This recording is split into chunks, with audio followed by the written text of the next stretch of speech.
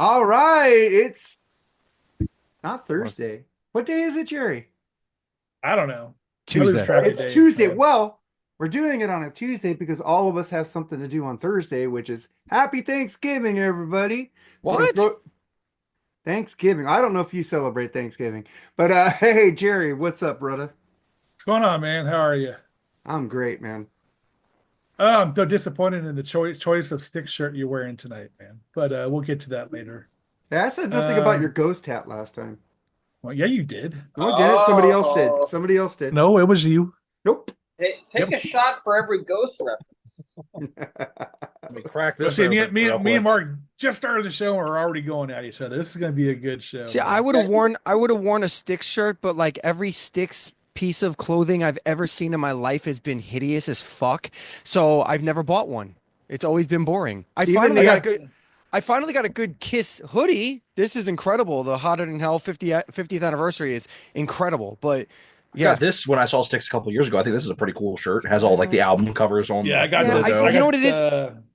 Styx, Ario, and Don Felder tour. That was pretty fucking So awesome. no like it's not like I don't want to knock other people's shirts and what they like. I'm super specific about things. So like for example, Joe's shirt with the album titles with the album covers, if it was just that and it didn't have the words around it, I would be all for it. But that all the wording around it drives me nuts. I can't. It's just Well, it and was a it's tour super, shirt for the 50th anniversary. I get it, and it's great. It's just not me. You know what I mean? Like it's just like I look at a shirt and I go, ugh, that ruins it for me. Or that ruins it for me. Like the coolest shirt I ever owned was a McLaren. I'm doing it already, Mark. Move on. Yeah, I know. Jerry.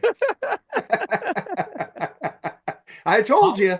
Hot wife. I'm such a dick. Jerry, so where are we going now? What's going on? We know everybody on this fucking show. We have to really introduce everybody yet again, Well, man. it's That's our kind of point. honorable to do that, you know? Yeah. Travis, man, how you doing, dude? I'm doing fine, guys. Thank you for having me on once again. Always good to have you on. Joe, man, my fellow Notre Damer, man, how you doing? Doing great. Notre Dame's doing great, so I'm doing great. Awesome. Chris, man, what's up, dude? Not much, man. Just doing the thing and taking a week off because of the holiday and all that. But the channel's thriving and doing our thing. Cool. So Redbeard videos, please check it out on YouTube. But other Awesome. than that, I'm doing well personally. Thank you for asking. You got it. I got 5 days off in a row. I'm fucking stoked. Congrats. Congrats. Tim, man, how you doing, man? Doing great. Still on this side of the earth, so I'm doing fantastic. Disappointed in you and Joesph Steelers, man. I thought for sure you guys would win on Thursday, man. I don't want to talk about it. That was a tough game. You guys Well- still in first place, man. Calm Yeah, down. but our No, we're coaching not. was No, we're not in atrocious. first place. Yeah, we are.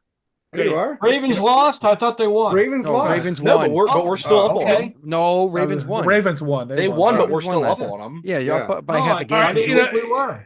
You got a It's tiebreaker. typical irony is ironic because on our football show, me and Andy were talking about some bold predictions, and my prediction was Pittsburgh would end up with the number one seed in the AFC. Bold prediction. Of course, they lose the next fucking day to Cleveland. I again. mean, They should've I heard a whole ass rant about. I think it was Colin Cowherd that was talking about how Mike Tomlin is horrendous on Thursdays. Yes. That his record on Thursdays is terrible, and it's mostly because he doesn't give a damn. Like he doesn't change his approach at all from week to week to week. That's why he wins on Mondays all the time. He wins on Sundays most of the time, and he loses on Thursdays every time because he beats his team up to death. So hopefully they make it by the playoffs, but. Yeah, they I did don't know. look. They looked tired, man. You're right. Exactly. He That's a doesn't pull good point. back. Well, and He the doesn't pull coaching, back. the coaching was the problem. There's so many coaching mistakes. Well, it's hard That to was coach great. in a game like that. That was some so. fucking football. Great football weather, man. That's how I I love also watching it, think man. they got to get their quarterback situation straightened out. I mean, is I think Russell Russ isn't doing Russ. bad, is he? partner? What's the deal? It's Russ. Russ is Russin. Yeah, I think Russ is back, and he's not Super Bowl Seattle Seahawk Russ, but he's pretty solid right now. I would take Russ. Yeah. I mean, as a Jets fan, I would take anybody.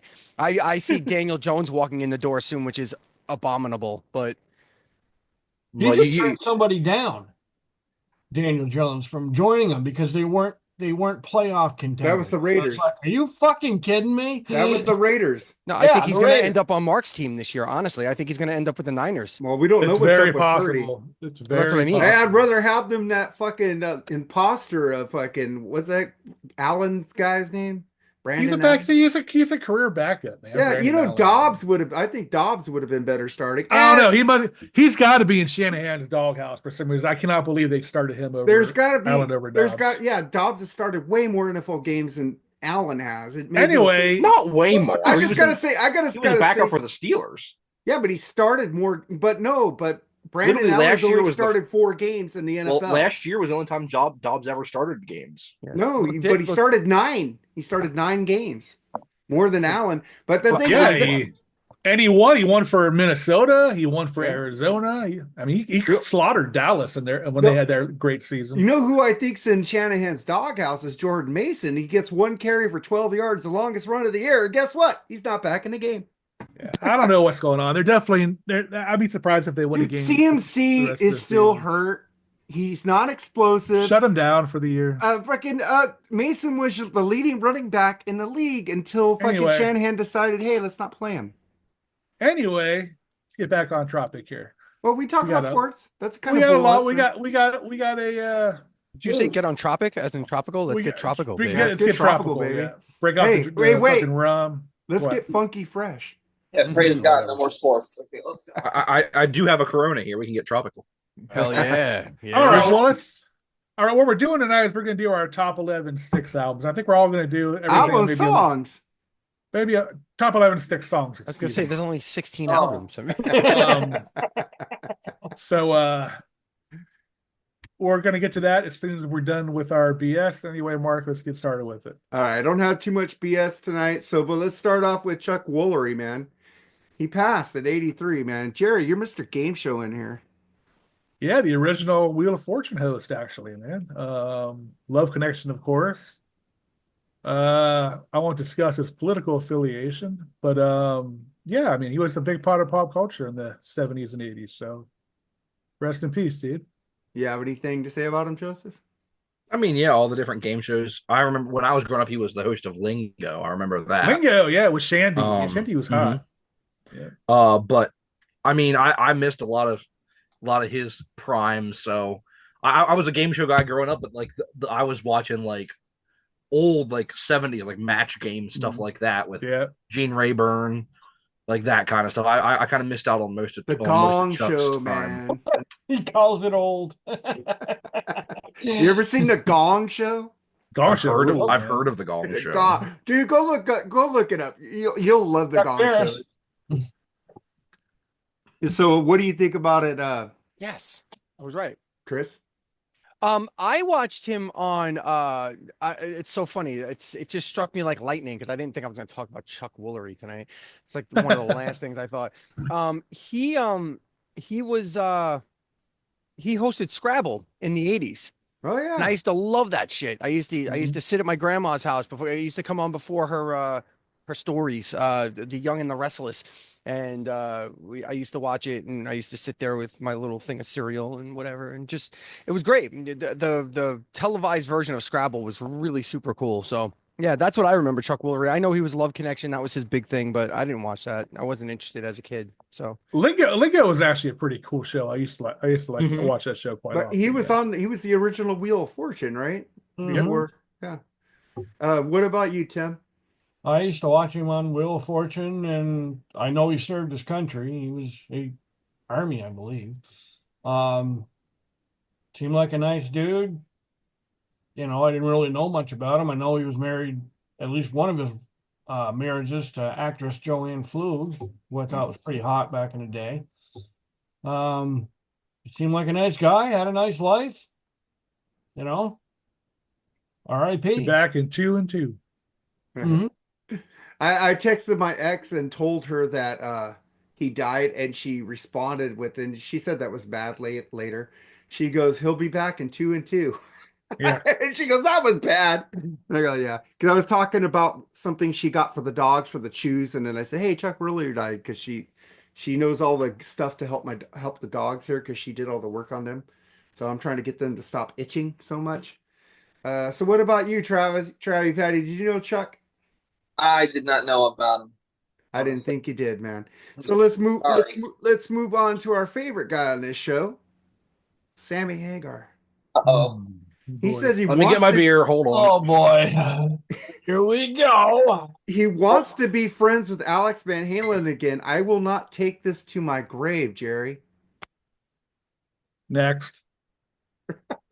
Why aren't they friends? I don't want to talk about that. Yeah. It's Why so aren't they fucking? Why talked aren't they about. friends? I don't know the story. Because Sammy trashed Eddie in his book, and so ever since Alex has hated his guts. There you go. That's so no. Sorry, Sammy. You shouldn't have said that shit in your book. But he's trying to make amends with them. No. Man. He's trying to get headlines, is what he's doing. He's Thank trying to you. be. He's trying to be Thank relevant. you, Joe. Thank you very much. It's whenever any one of these guys comes up. I mean, it's not like he had. Sammy had a successful tour this summer. It sold out places. It was well received. But just stick with that. Like, why do we have to talk about this stuff? We got Paul Stanley out this week talking about how his groupies were all romantic. Shut the fuck up. And then same thing. I have a whole video about that on my channel for the record. But like, I shut the gave you fuck some up. comments on your videos. And then Sammy Hagar, like fucking like, okay, you want to be friends with Alex? Then why do we have to talk about it in the press? Fucking give him a call. Give him a Thank call. you. Send him a letter. Put a stamp, address, whatever. Put a stamp on a fucking letter and send Can it I to say him. something? Send him an email. Thank you, Chris. He has done hundreds of emails and he's done hundreds of texts to him. I think he's trying to get to him through the press because That's dumb. he's Well, then tried it's clear everything that else. Alex wants nothing to do with him, and I don't blame him. Yeah. So, Yeah, and That's like, not the way. That's not the way to do it. Go. Yeah. Well, everything Yeah. else he's tried hasn't worked. well, then maybe there's a First reason of all- for it. There's a reason for that. First of all, Sammy says he has written all kinds of letters and emails and all that. We have not seen any emails he has written. He says he has. And this is the same guy that said that he and Van Halen outsold David Lee Roth and Van Halen. So fuck off. Damn right. Damn. I did notice that 5150 outsold Eat 'Em and Smile. Well, Well, yeah, yeah. because it was called Van Halen. Right. It was gonna. Duh. I think Sammy Hagar with Van Halen sold more than David Lee Roth solo. So Well, of course, but David Lee Roth yes. solo sold more than Sammy Hagar solo. Are we That's really true. doing this all over again? Yeah, it's say fun. that. It's fun. I haven't brought him up in a while. Try, David Patty. Lee Roth He- in two here's- albums. here's what outsold matters, Mark. Sammy's entire catalog. Here's what matters, Mark. In 1984, the album 1984 sold over 10 million albums. Less than 2 years later, what did 5150 sell? 3 million. 6. What was the drop Oh, off? 6? Yeah. Drop What off was the because drop-off? David has more personality. I get it. Mm, But Well, I think Where I did think where did 50 5 million people go? I think 5150 is a fabulous album, but it's not as better as like Fabulous. 1984. Oh my Look, also, fucking God. look. I mean, look. I like to use new words once I in a know, while. man. I know. I am It's guilty of fabulous. I know I'm guilty of overly ranting, but like, I mean, we can do this all back. Like who sold more? Who did? It doesn't matter. It's like Sammy Hagar had 5 consecutive #1 albums, regardless of what the overall number was. He had 1, 2, 3. I'm sorry, 4 consecutive #1 albums with Van Halen. And granted, I know charts are charts and it's whatever, and it's just. It's a dumb argument. It's just the whole thing is dumb. Can I say something devil's The whole thing advocate is on dumb. those 5 consecutive #1 albums? They 4. weren't going up against 4. They weren't going up against really anybody. 1984 didn't hit #1 because of Michael Jackson Thriller. Right. Did you say Okay, they weren't going and- up against anybody in the back end of the 80s? Come on, Mark. They weren't going up against But anybody. not the same amount of stuff they were not going the up same against kind- in the front Michael end of the Jackson 80s. Thriller. Really? Do we really want to do 1984 this? Okay. Let's Wait, save this wait, for let another me finish. episode. Let me No, finish. no. Let me finish. I'm gonna do my me research on finish. this. Let It me wasn't like finish. they were going up against Oingo Boingo or anything like that. God, I wasn't no. even bringing it up. Listen, Linda. No. Listen, let me finish before you interrupt me, Chris. And A Different Kind of Truth went up against Adele. They had fucking phenomenal fucking A different kind of truth is Generation album. shit. Okay, so Thank that you, album, Chris. that album is shit. Love that Like, album. so I mean, the fact that you even brought that up nullifies anything you just said. So Okay, but so- 1984 went up against Thriller.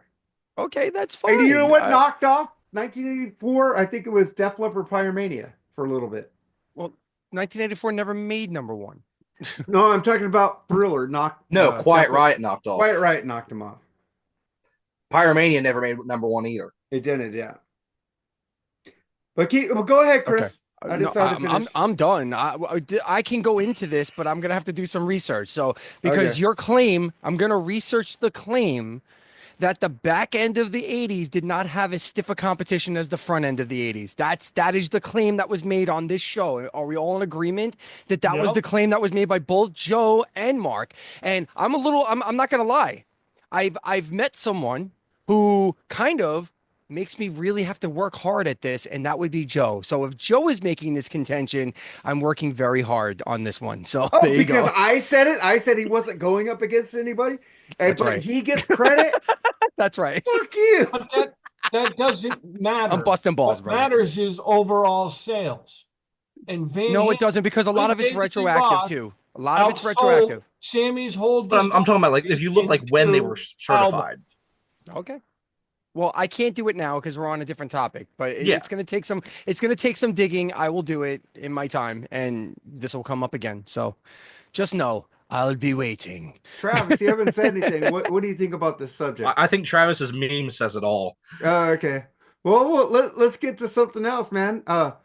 Bob Daisley wasn't surprised he didn't get mentioned at the Ozzy Osbourne Rock and Roll Hall of Fame induction. I didn't expect it, Jerry. Was anybody surprised? Well, I mean, that's what I was gonna say. Is anybody surprised about that? I mean, I wasn't surprised, but I was pissed off. This is the I'm same this is shocked. the same person that Ozzy literally removed the master tapes of. Yeah.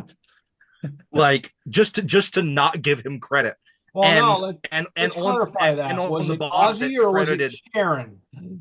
well, there is no Ozzy without Sharon these days, you know. There's that. no Sharon Oh. without Ozzy. So, But I'm saying Ozzy doesn't do anything without Sharon, is what I'm saying. you know, I mean, this is- Ozzy's at the stage. Ozzy's at the stage of his life where he probably forgot about him anyway. So probably he has no clue who Bob Daisley is. Who's that, man?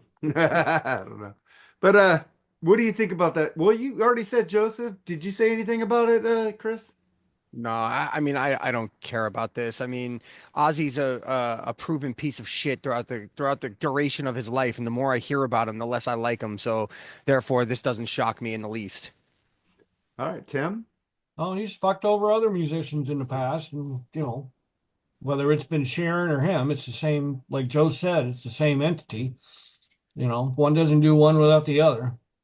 I just can't believe what they did to Maiden on their own fucking tour. It's like, what are you, fucking stupid? yeah, right. Look, the most Yeah. humble person I've ever met in this industry, and I've met my fair share of musicians. Ronnie James Dio is the most humble person next to Devin Townsend that I've ever met. And I've heard Ronnie James Dio say vile, nasty shit about Ozzy. For him to say something like that about Ozzy, that tells me all I need to know about him as a human being. So Exactly. what's up? Exactly. Travie, Patty, knew anything about that? Anything about what Ozzy? Sorry. Bob Daisley saying he wasn't mentioned at Ozzy's Rock and Roll Hall of Fame speech. Well, of course he wasn't. Sharon won't let Ozzy say that shit. That's it? Sorry. That's it. I love Ozzy Osbourne. I love his solo music to a certain point. But look, I don't know what to say about that. It's been going on for a long time now. I wasn't surprised that Bob Daisley or Lee Kerslake got a mention. I'm not surprised at all. Or even Jakey Lee. Or even Jakey. Oh, Jakey Lee's been talking shit about Ozzy for years. Jakey Lee, yeah, definitely, because he really helped write a lot of the songs on Bark at the Moon. So Jakey Lee out here dodging bullets, and Ozzy apparently. Oh, good but one. yeah, dude, I separate the artist from the music. I love Ozzy's 80s output. I think it's fantastic. Some of the best heavy metal ever. And if you disagree, you know what? It's all good because we're all friends at the end of the day. Yeah. All right. So that was the BS, Jerry. What are we doing? We're gonna do our top 11 songs from Styx. But before we do that, Mark, how did you get into Styx, dude? Shit. My next door neighbor got me into Night Ranger, Pink Floyd, and Styx, basically. And he had a cool truck, and it said Night Ranger on the back. I don't know. It was like one of those Toyota, like 4x4s, and it was painted Night Ranger. I was so pissed when he sold that truck. That was a cool truck. But I got into them because of him, man. It wasn't MTV or nothing. He was playing like Renegade, and and Pieces of Eight and stuff like that. And I just got into Styx because of my next door neighbor. I didn't have any older brothers or anything. Most of my music I got from my next door neighbor, MTV or In-N-Out Burger. So that's how I got into Styx.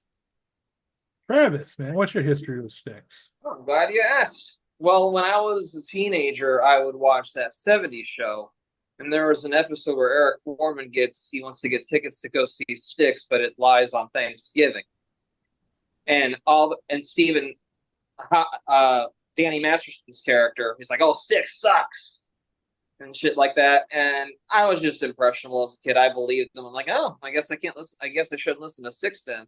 And then one day I was listening to FM rock radio and Come Sail Away came on. And I thought that was a great song. And I'm like, who is this? And it was Styx. And I was like, oh, they don't suck. They're fucking awesome. So the wise decision I made was I went into their catalog. And lo and behold, Styx was coming to Florida for Sunfest. So me and my dad went to go see Styx, and it was phenomenal. And I discovered some of the deep tracks. They played some deep tracks on that tour, like Man on the Wilderness, and they played Miss America. And I was blown away by how great Styx was, and it made me want to go seek out their catalog. So yeah, I'm a big Styx fan. Cool. Joesph. Yeah, I mean, Styx is honestly one of the first bands that I ever got into from like when I was a baby. Like when I was growing up, one of the cassette tapes that we would wear to dust in my mom and dad's cars was Pieces of Eight. And these were the first two vinyls I ever owned. My dad's copies of these vinyls were the first vinyls that I ever owned. And so Styx has always been a huge band for me. One of my favorite bands to go see live. I've seen them 5 times. Always a great show. Just one of my absolute favorite bands. Cool. Chris. So, as most children, I am a very visual creature. I am stimulated by things visually. So, makes sense that Kiss was my first real love as a band. My second love as a band was because of this album cover. And I know you guys usually do the album covers, but I do not.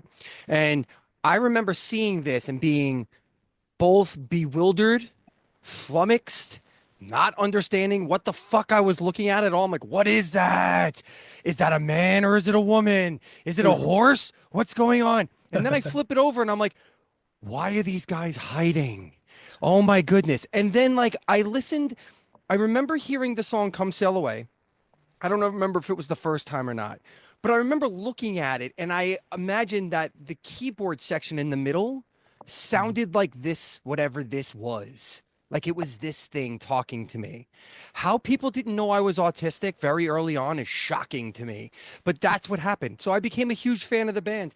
And I just have to say, before we even launch into this, it is the greatest. Forget Bob Daisley and forget how like some like Kiss didn't bring up Eric Carr or like all this stuff with the Rock and Roll Hall of Fame. The biggest crime in the Rock and Roll Hall of Fame right now is that Styx is not in the Rock and Roll Hall of Fame. They deserve to be there on every single metric. They've sold as many records as bands that are in there. They've had as much I mean, we can go into a greater discussion about this, but I think maybe because a lot of people haven't come out and said they were influenced by Styx as much, and that might be why. But ultimately, I don't hear a lot of people coming out saying they were influenced by Journey either. So I have no idea why Journey's in the Rock and Roll Hall of Fame and Styx is not. It's embarrassing, and that's that. But that's my history with Styx. I love this band. I don't even hate this band like I do Kiss. I love this band. Yeah. I do dislike some of their output, but for the most part, I will always go see them live, and I always celebrate this band, always. Tim. Styx. My brother brought home the hell's the name of Equinox, and I listened to it. And there's one track on it that I really loved, and I can't mention it because it's on my list, and I'm going to save that. But like over the years, they would just bring them home, and I'd hear them on the radio, and it's like, that's a cool track. That's a cool track. That's a cool track. And then I got playing football in high school, and it was like a certain other track that I can't mention because it's on my list. We'd play that song every game day before we went out to the field, and it got us pumped up and ready to go. So Well, you're Yeah, a they're Steelers great. fan. They're a great band. You're a Steelers give fan, them so I know credit. one of the songs that are going to be on your list for sure. Yeah, my oldest sister owned Paradise Theater. I remember going to her apartment and just in love with the whole album. The B side of the vinyl was so fucking cool, The and just every hologram. song, Mhm. yeah, The every song on hologram, that yeah, it's album. so I dope. remember Q102 in Cincinnati. I used to call every day, like, and request "Too Much Time in My Hands" or "The Best of Times" or something off that album, you know. And then Kilroy was here. He came out, and I was still young. I thought it was cool when it came out, you know. It I is didn't cool. know any better. And then after that, I just went back, Grand Illusion, Pieces of Eight, blah blah blah, and then I went even further back and got into the Wood and Nickel era of Styx, which is fucking incredible music, man. I didn't pick any of those though, but I didn't they're either. good. The John Sterlewski era. Sterlewski was a fabulous fucking guitar player. Serpent Yes, is he Rising was. is such Damn a right. badass album. Great albums, man. And I hope if they do go in the Rock and Roll Hall of Fame, I'm not 100% sure, but they should include him, man. I hope they do. Indubitably. They should include Todd Zuckerman too, because he's been with that Oh, band. 100%. Well, Oh, I yeah. think that's going to be an interesting thing if they ever do go into the hall. Like, what happens? Because Right. I know, like, Kiss was strictly the 4 original. Rush did not. They didn't put John Rutsey in for Rush. So like I find that interesting to find out. Like John Panazzo, God, he had. I mean, is it going to be just that? You know, that 75 Is it going to be the to classic 83 5? era? Yeah. Was it just going to be the 70? It's not even the, yeah, is it just going to be 75 to 83 era? Or are they going to include Lawrence Gowan, who's been in the band 25 years now? Longer than Dennis. Yeah. Did I don't know. That'll be interesting if that happens. I mean, I would put them all in. That's just because I love Me Styx. too. You know, fuck it. Put Well, them all they in. did Put that with the Chili put Ricky Peppers. Phillips. Put Ricky Phillips in. Fuck it. Put them all in. Ricky Phillips should be in. Well, I think when a yeah. band goes in, their entirety should go in. I don't Yeah. understand why they leave. Yeah, this sections picking out. and choosing is like, I hate it. It's so I'm not weird. a Well, the I'm Chili not a big Pe- the- rock and roll hall guy at all. As a matter of fact, I don't think it should be. But I'm Well, the not Chili either. Peppers got I in there was- for everybody. I was Yeah. just wondering, when the Beatles went in, did they put Pete Best in too? Well, he didn't I don't record think shit so. with them, dude. He didn't record shit with them. But he I think played it was for just the Fab Four. It was just the Fab Four, dude, and that's the way it should be there. Now I understand if there's like members that never recorded with the band. I think it should be all recorded members. Yes, like I I agree think with that's you. how it should be. Because I mean, I know a lot of Even bands Mark who St. have- John from Kiss. Absolutely. Okay, Because just he's part asking. of the legacy. Well, I mean, let's be real about it. Animalize sold 1 million copies. I like. It's not like Animalize. it's not like it was a buried album that didn't sell shit. I mean, it was Yeah. a huge it was a big album for them. It wasn't gigantic. It wasn't, Mm-hmm. Destroyer. And it's not an album that people remember, but it did sell 1 million copies and they sold out arenas during that tour. So yeah, Mark St. John should be in there. Bruce Yeah. Kulick should be in there. Eric Singer should Oh, be I in there. think Like, Bruce Kulick I- and Eric Singer should be in there. Yeah. I've never got to see all 5 of the Classic 6 members. I saw Edge of the Century with John Panazzo. Tommy wasn't on that tour, of course. right. And then fucking Heaven Rained Down and fucking, they did the Return to Paradise tour, 95, 96 with Tommy back in the band. Man, I was like in fucking heaven seeing that. The only sad part about that was John was too sick at the time. Yeah. Then they did the Grand Illusion after that. It's fucking incredible. I mean, I was just in heaven when that happened. I mean, And, no knock on John, because John Panazzo is the reason why I love the Toms.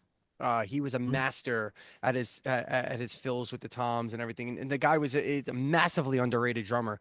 But they also have Todd Zuckerman, who's arguably the best drummer. Doesn't he of win the like last 20 years. Prague Drummer of the Year? He's or fucking what? Yeah. incredible, dude. He's just Yeah, he's a absolutely great He drummer. is 100% the reason they still sound as good as they do live. yeah, Yes. he is I think one of the- 100%. One of the great things that I like about Styx are their backing vocals, Mhm. and they're very majestic. They're a very majestic band, and they sound it. And it's like, wow, that sounds different compared to most top 40 shit. Harmonies and groove. So Thank now, you. now I know, I know that Styx is quickly becoming a Ship of Theseus situation where JY doesn't even play every show anymore. Like, he's playing most of them, but he has had to like step out a Yeah. few times. Yeah, there was Um, a show I saw that he wasn't there. Yeah. So, and Tommy Shaw is not an original. So James Young is literally the only one left, except for Chuck when he shows up for a Chuck. song or two. Yeah. But at the same When I time, saw, I didn't mean to interrupt, but when I saw Styx for the first time, Chuck Panazzo came out and he stayed for the whole show. oh, that's awesome. Yeah, I've Yeah, always seen, Last time I seen saw that him, he once or said it for twice. 4 or 5 Yeah. songs. He's been doing more songs lately than he has was yeah. before. Well, Thankfully, Ricky I Phillips saw- is gone now. They're bringing him back more. You know. Thankfully, Well, I actually, got to see James J.Y. Young too. Yeah. The only time I've seen them without Ricky Phillips, Chuck wasn't there, Oh wow. and it's That's Gowan's interesting. brother. Oh, okay. But anyway, what I was getting at is they're the only band of their era that's still out there playing the songs in their original key Yeah. Kansas. with no backing tracks at all. Well, Kansas Like, has Kansas. different singers though. Great fucking point, Chris. Absolutely. No, but I think Kansas has tuned down. Not most of the stuff. I don't know. Maybe I don't think know. so. Last time I heard a live recording, it sounded like it was tuned down, but I think some of the stuff is, but not all of it. no, Styx it plays everything. No, Styx original, everything. so- Yeah. Which is insane to me. Like when I heard Tommy Shaw say that, I was like, that can't be real. And then I went back, and the next show I went to, I was like, wow, that's fucking real. Well, Tommy So- Shaw is like a miracle walking because how Yeah. that voice that has that much of a range can still sound that good. And on top of that, the guys I started seeing Styx. I only started seeing them over the past 10, 15 years. I have not. Now I've seen them probably 10 or 15 times in that period, but like I didn't ever catch them like in the 90s or whatever. I did not realize, like I listened to Styx. I know what Tommy Shaw plays. I know what James Young plays. I didn't realize Tommy Shaw is like a full-on guitar hero. Like until I saw them I saw them live, I did not realize that this dude, not only is he one of the best singers I've ever heard, but he's a fucking monster guitar player too. I got Exactly. an argument with some guy like I think about 5 years ago about Tommy Shaw being one of a great lead guitarist. He only plays rhythm. JY plays all the leads. Have you seen Not him true. live? Have Yeah, you not seen true. him? It's fucking Tommy Shaw They're playing those 50-50. fucking most They're I got- 50-50. I Yeah, got- and I- a lot of their songs they have 2 solos too. Mhm. So like an Yeah. outro solo in the middle. I don't And know, honestly, they're- I don't care about that because to me, Dennis DeYoung or Tommy Shaw, they both have awesome voices. So, you And know, so does James they're J.Y. both unique. Yeah, JY, yeah, I got so- some JY songs on my list. So Oh yeah, Oh, Tommy I- and JY underrated fucking guitar duo, man. I Yeah. gotta Telling you, say, man, Agreed. I agree with you, Mark, man. I think second to Rick Emmett from Triumph, I think that Tommy Shaw is the most underrated guitar player. exactly. I think he's Really got good. all the chops. He's got a great voice. He's got a great look for the ladies. Then he's just a terrific guitar player. That's the only reason Ted Nugent said okay to Dan Yankees is because of Tommy Shaw. I mean, I he's think starting they're to more- look like an old lady, but Oh, Jesus Christ. he's starting to look like an old lady. He's finally I- starting to age. He's in his but, 70s. He's finally starting to age. Yeah. I think Tommy Shaw's brilliant. I think all the Agreed. members. There's not a weak link in that band. They're all solid. I Agreed. just love them to death. Agreed. Yeah, Tommy Shaw is considered part of the classic lineup. Yeah. There you I go. guess. Sure. Hey, I saw Dennis yeah, a few the times. the I saw classic Dennis lineup a is few the times- A&M years. But few I'm gonna times have live. I'm gonna Dennis- have some of the John Koleski songs on my. I have one of his songs on my list. Yeah, Well, actually, Dennis Young, man. I got a lot of them on my list, and I got. Then one you of my guys ever get to own. see Dennis solo? Yeah, that stuff is Oh. good. Fucking, I got you could some- still- I got some good shit The on my guy's an incredible fucking singer. I love dude. his last mean, 2 albums. Really good. And I love how all 3 singers are completely fucking different too. I love that about that band, man. different, but, Anyway, but they all have awesome voices. Yeah. Yeah. No, there isn't a bad singer in that band. They're clones. Yeah. all right. Well, with that being said, Mark, what Let's- are you gonna say? Oh, I just said the Dynasty Young band. It's just weird how he has 2 people that look like Tommy Shaw and JY. That's it. There you go. Hey man, August Zadra is awesome, dude. His solo album is fucking amazing. So check it out if you haven't. All right, well, let's get started. Top 11. We'll start out with Travis, man. Oh, sweet. Okay. So my number 11 is a double shot because I couldn't keep one song off the list without keeping these 2 together because they are a 1-2 punch on an album. So number 11 from Equinox is the 2-ton heavyweights of Light Up going into Lorelei, man. Those 2 songs, I couldn't leave them off the list. It's just a great 1-2 punch, man. It's just Nothing wrong with that. it's phenomenal. Love Light Up. Great anthem to smoking some good herbs. And Lorelei is just a kick-ass rocker. So my number 11 is Light Up / Lorelei. Yeah. Chris. Sorry, I'm chewing. Oh, nice. So I made an actual album because I could never. I can tell you what my favorite Styx song of all time is, and it's a double. It's I'm not gonna get into that. They're both on this list though. So my 11 is gonna be number one if I was doing an album track 1 through 11. So number one All right. is the opener of my favorite overall Styx album, which is Pieces of Eight, and that's the Great White Great Hope. White. Oh. Just an absolute the one thing that I regret most in life. No, that's a lie. It's not most in life. The one thing I regret about seeing Styx as late as I did is that I didn't get prime James Young. I got decent James Young, but I didn't get prime early 80s James Young. And I would have loved to hear him wail this song live. They should have opened with this song forever. This song is the perfect opener if I've ever heard one, even though they have others like Grand Illusion and whatnot. But this is just a high octane song, incredible guitar work, great vocals.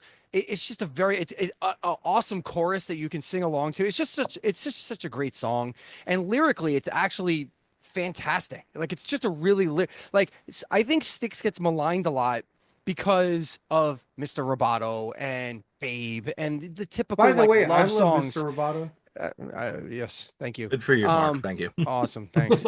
I'm so glad that I have. I never need to hold on hear. for that. I never shit. need to That's hear good. it live. Hey, ever again. it's I'm not so on my pissed. list, but I do like the song. I'm so tired of them playing it live right now. And don't let it end. Oh my fucking I'm glad they God. didn't play that at my show. Do you know that song was a number 3 song on the Billboard chart? I know, Don't Let It believe End. me. I love Don't Let It End. But anyway, Just remember, billions As of 80s people pop like it. goes- So All right, Whoa. let Chris finish. No, man. it's all good. It's all no. It's all good. I just said just- billions I- of people I think- liked it, so it's good. Hey. There you go. I think Styx gets very much maligned as poor lyricist or not poor but typical. And when you hear songs like Great White Hope or like Miss America, which I'm sure someone will bring up at some point, or like Half Penny, Two Penny, or things like that. Mostly JY songs are very good lyrically, but there's a lot of other songs too that are very good lyrically. So I would just implore you that if you are somebody who's like, well, I like Styx, but they're kind of silly with the Mr. Roboto, like read their lyrics. They have very good lyrics. So just give it a shot. Yeah, again, he's back to JY. If you're a JY fan, listen to their Wood and Nickel albums. He has a lot of lead vocals on those albums. All right, Tim, what's your number 11? Oh, my number 11 is, again, from Equinox, 1975 release, Sweet Madam Blue. Great song. Incredible tune. I love how they go in and out and it rocks and then it's very melodic and I just love the vocals on it. The backing vocals, again, just a great track. Great track. I agree. Joe. So the way I made this list, because it would have been way too hard if I just threw all my favorite Styx songs on here, I did not put any songs that are on their 1995 greatest hits album, which was like the big greatest hits, the blue covered one. I also didn't put Light Up because I thought that was on that album, but it wasn't. So I just didn't put that on my list, and then realized it wasn't on that album because it was on. I don't know if you guys remember the classics series, the A&M classic with the purple covers. It was on that, so I thought it was on the other greatest hits, but it wasn't. So, starting off my list at number 11, a song from the Styx album that I probably have the biggest love-hate relationship with, and this is one that I know Chris and I have talked about before. The utter cheese fest, known as Cornerstone. I hate most of this album. I truly, truly do. I would have put Borrowed Time on this list, but the studio version is absolutely fucking awful. Yeah. Absolutely awful. But a song that is not awful is the song that opens up the album, Lights. and that is Lights. Such a good Absolutely love that song. The Tommy and JY stuff on this album is by far the best stuff on this album. That Dennis stuff is absolutely tripe. Dennis fell in love with himself on Did this we do album. a review of that 100%. album? You don't like First Time, Joseph? I don't think so.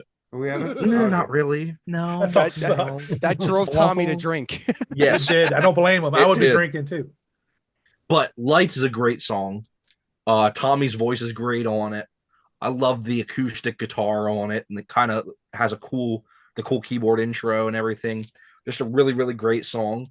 I actually do. I love the way that this album is packaged. I always thought it was cool because this was like the last Styx album that I got on vinyl of the classic era, and I love that it has like it opens up in the back and has the actual piece in it that is on the front cover there.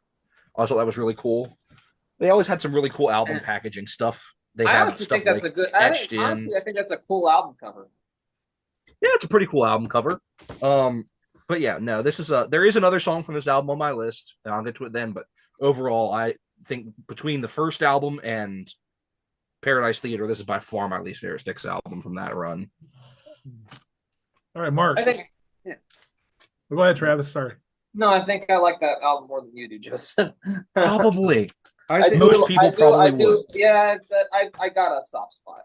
I think I do too, and I'm going with that same album for my number 11, but I'm going with a Tommy Shaw song called "Love in the Midnight." Good fucking Great song. dude. I love that fucking song. I just love the fucking harmonies. I love the groove to it.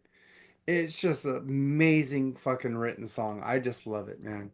You could feel that he wants to take his girl and fuck her in the midnight. I fucking love it. Ooh, how spicy!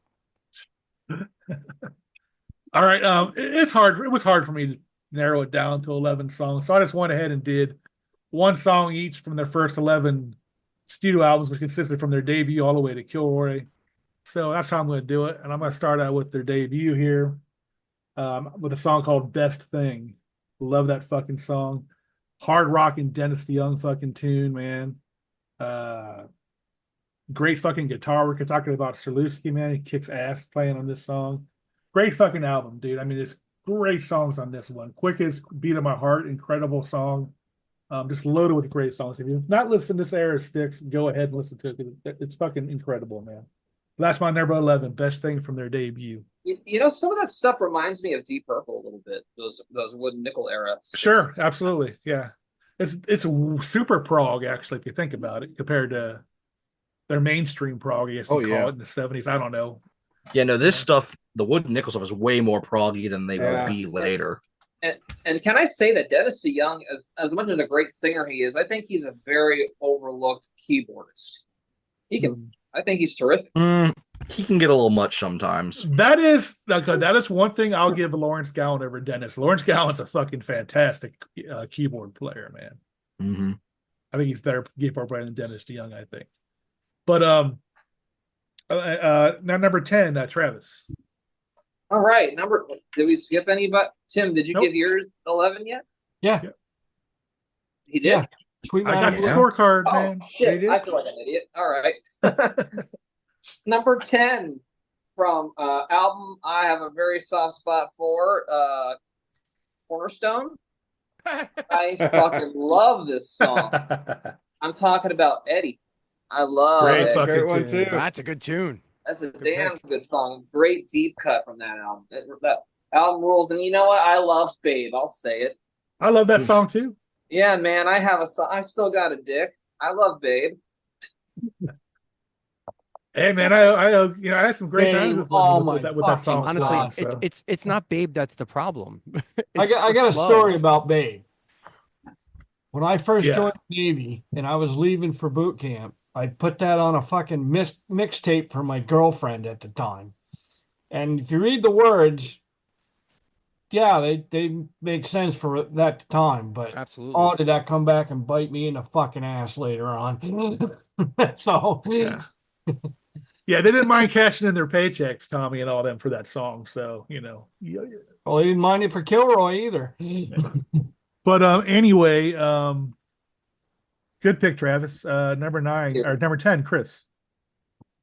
Okay, so my next one was actually number 2. It's a number 2 song. It's a 2-track from one of the albums, and it goes to the album that we all Joe and I both held up there. It's from Grand Illusion. It's "Fooling Yourself," which to me is, I don't know. It's for a song that's got some progression to it, because it does have some progressive nature to it.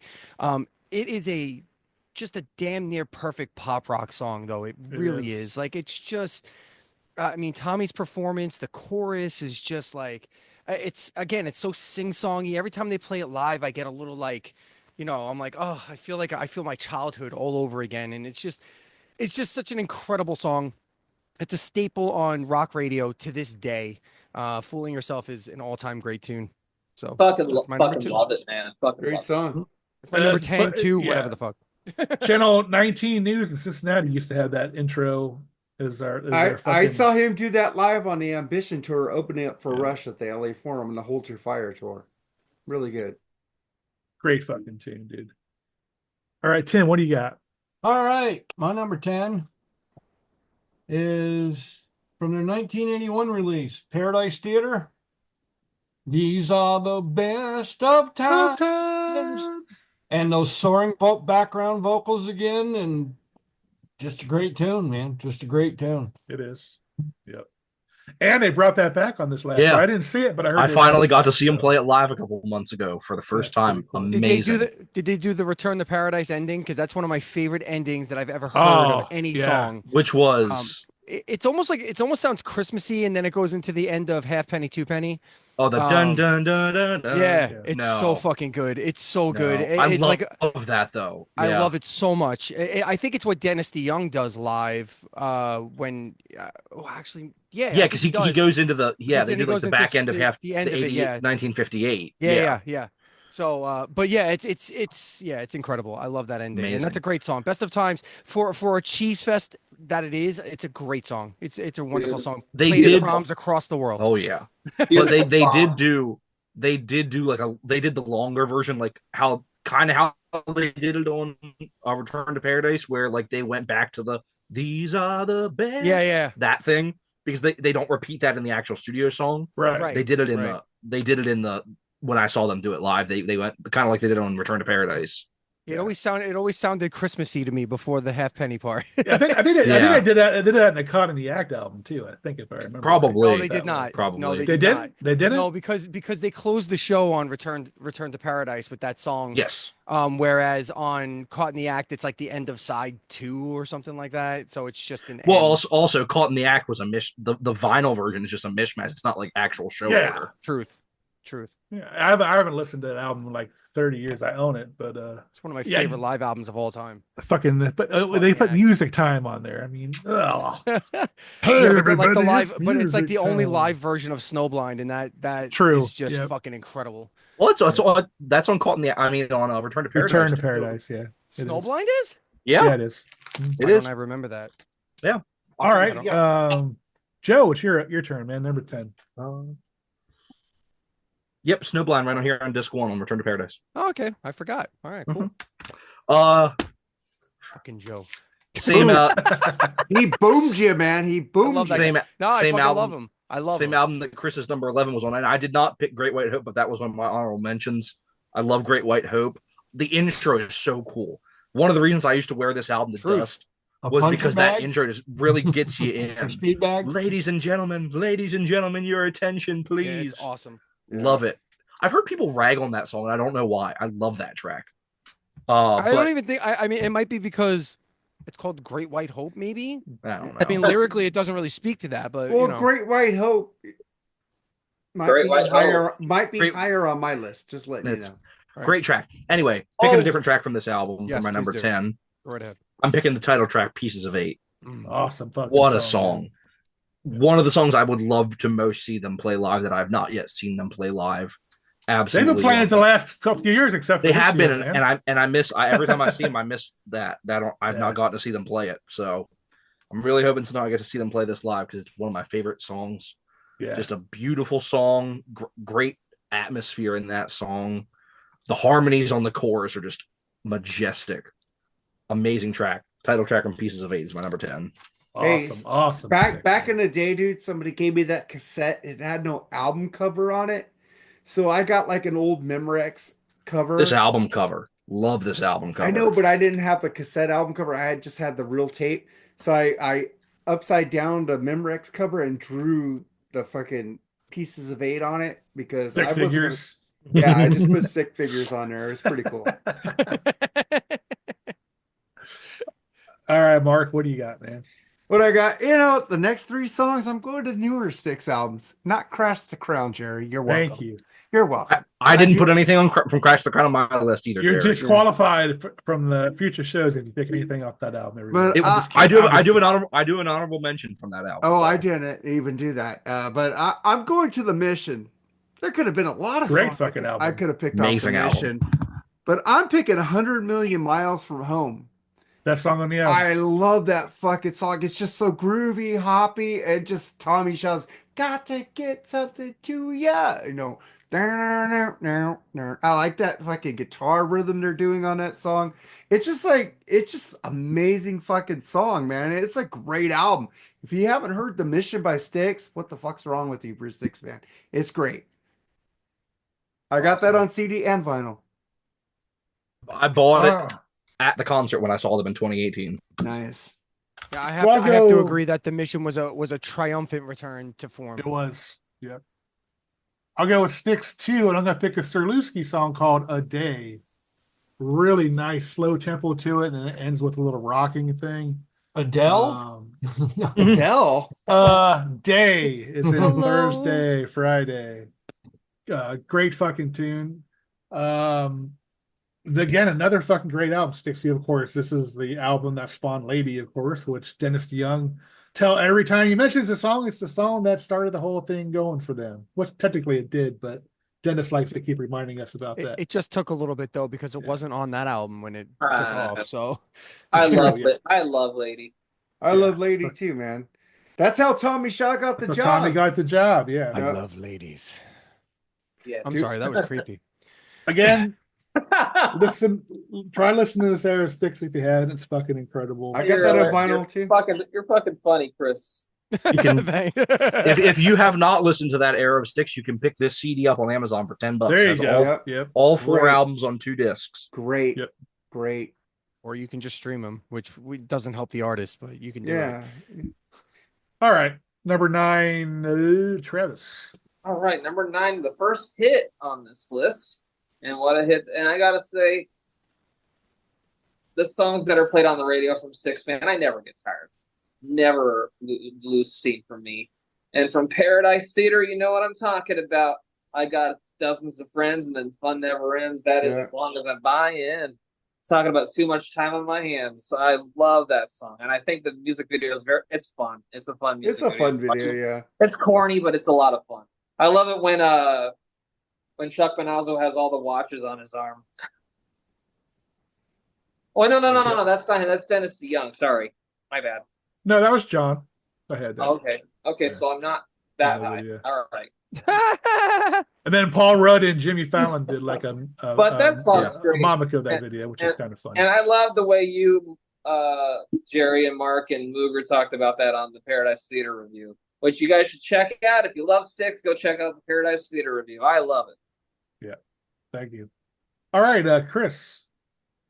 Well, we're just gonna blow right through this one because my number 3 / whatever 9 is that what we're on? Yep. You know what? I'm gonna change it. It was too much time on my hands, but I'm just gonna change it because I'm just thinking ahead here, and I'm gonna go with another Tommy Shaw song. I'm gonna go with Superstars.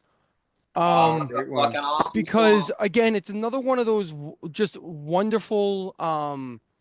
It's probably the most dated song on this album on Grand Illusion. It's probably the one that doesn't hold up the best in terms of, you listen to it now and it just sounds very 70s, but that's not a bad thing. That's just, it's just what it would be.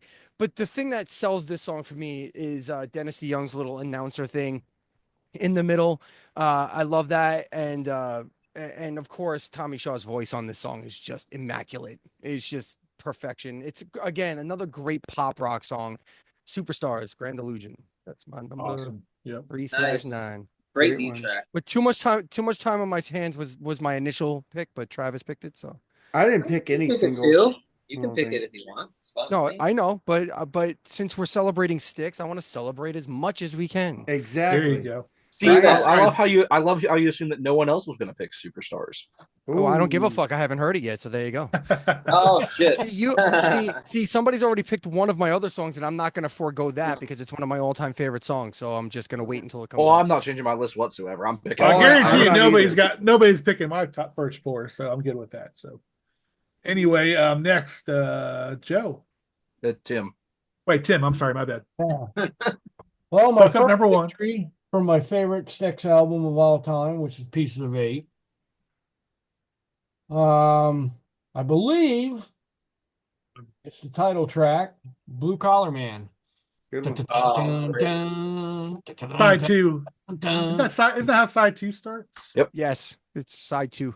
So start a side two. Oh, side two. Okay, but Yeah, Great I'll White take Hope is the those first song. long nights, impossible That's- odds. That song is keeping that song is my just mind uplifting, man. low. It's If it takes uplifting. all that, be just who I am. I'm just being. Pretty It's much just a- every. Collar, man. It's just a heavy song. It's It- fucking it's, heavy. And Yeah. it's also it gives you encouragement. It gives you yeah, encouragement. You know, give me a job, give me security, give me to some. be money honest to with you, it survive. should have been written by Paul Stanley, but And it's just like Fight the Good Fight from Triumph and Never Oh. Surrender from Saxon. It's just a great song, kind of rah kind of. Don't Yes. forget about Yes. Hold On by Triumph either, man. Oh, never, damn right, that never, song. never surrender, I man. love that song. Never surrender. I'll give Jerry this.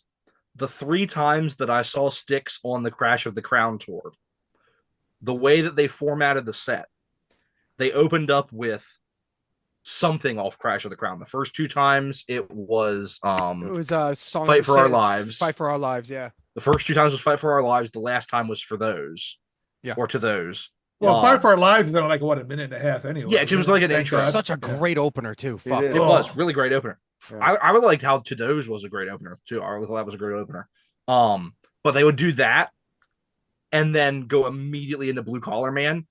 The crowd could not give a shit less about the songs from this album. And as soon as they heard Yeah. whole crowd went nuts every Well, time. that's why they chose Fight for Our Lives because it's a minute and a half. So Yes. Yeah. Well, for those is like 4 minutes long, so they played that whole thing and then went into Blue Collar Man. Yeah. But every time, those 3 times I saw Styx live, Blue Collar Man was the second song they played, and that was the song that the crowd went nuts for. You know, I did give it a chance, but yeah, it hasn't- I got a funny little story about when I saw Styx. Because they were throwing a beach ball in the audience, and I hit the beach ball so damn hard it hit one of James Young's guitars. And he just gave me like a disappointed mother look. And That's then funny. I flashed the horns at Tommy Shaw, and he actually smiled at me, so that was pretty cool. Nice. That rules. Sorry, All right, James. Sorry, James Young. he remembers that. It haunts him every day, man. He's never going to forget you, dude. He That's thinks why about he that doesn't every show day. up at most of the shows anymore. Yeah. He thinks you're going to be there, Travis. You Exactly. injured his hand, man. No, I'm joking. yes, Travis has been banned from Styx concerts. Yes. I'm a bad little boy. All right, Joe, what do you got, man? All right, I believe I'm the first person picking a song from this album, the first album with Tommy Shaw on it. And I will say, if I was including singles, Crystal Ball is one of my all-time favorite Styx songs. Always love when they play it live. But since I'm not including singles, my pick from this album is the opening track, What Put a Me great On. song. Just What a a great Oh, song. everyone. amazing We did opener. review that one, right? We Yeah, did we review did. this one. We did review review that that. one. I was on that episode. Freeform Rock Podcast. Check it out. There you go. But great JY song. Love the opening with like the guitar riff. It was really great opening. Harmonies, everything. Just a really, really great opening track. Put Me On from Crystal Ball. And what a cool thing for them to do. That, I mean, basically, that was Tommy's first album, but it was a lot of Tommy on it. You know what I Yeah. mean? Well, you know what else I love about it? I think, if I'm not mistaken, it's the last time JY and Dennis DeYoung share a song. Probably. Good point. Yeah. And it's incredible. It's incredible. I fucking love it. That's an interesting mix.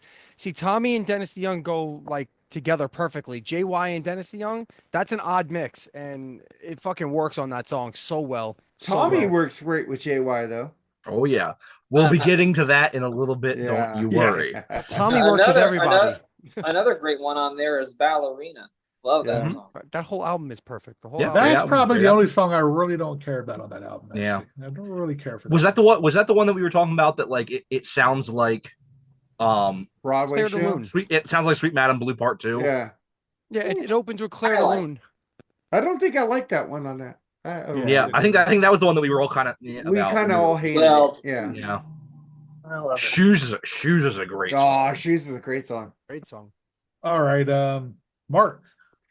Well, I'm picking like newer fucking Styx' album, and Dynasty Young came back for an album with them. Sucked. I love the title. There's 2 songs off this album, so Is I that don't Brave New World? Yep. Yes, I'm Yeah, picking the that's dog title shit. track, Brave New World. I love Brave New World. Glenn I Burdick, love did a that great fucking job. song. I love it's like hearing the Brave New World's embrace. I watched the parade begin, searching for one familiar face, and I wonder where I fit in. How will I know if there's a place for me in a Brave New World? I fucking love those lyrics. And that was I think- Poetry Hour with Mark Alden Taylor. And Glenn I- Burdick was on bass on that album, that tour live. That was I fucking love awesome. that fucking song, and I got another song coming up from that album later. Nice. All right. Alrighty then. I like the preview. You're almost like a radio guy. That's Man, right.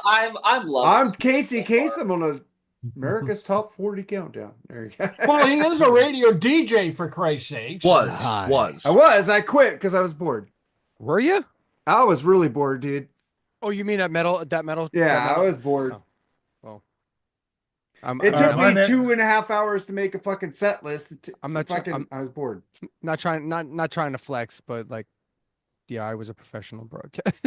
Dude, you were on there and you were off there. You were on there and you were No, off not there. there. No. I did like real radio, like I like But you Sirius did satellite go radio on the for 3 years. station, but I never I was heard there of- for a minute. Yeah, I was Yeah, there you for were a there minute. Celestial radio. Hey, they got some good DJs on there. I'm not fucking slighting them, but I was No, just it's a good bored. station. It's a good station. Great station.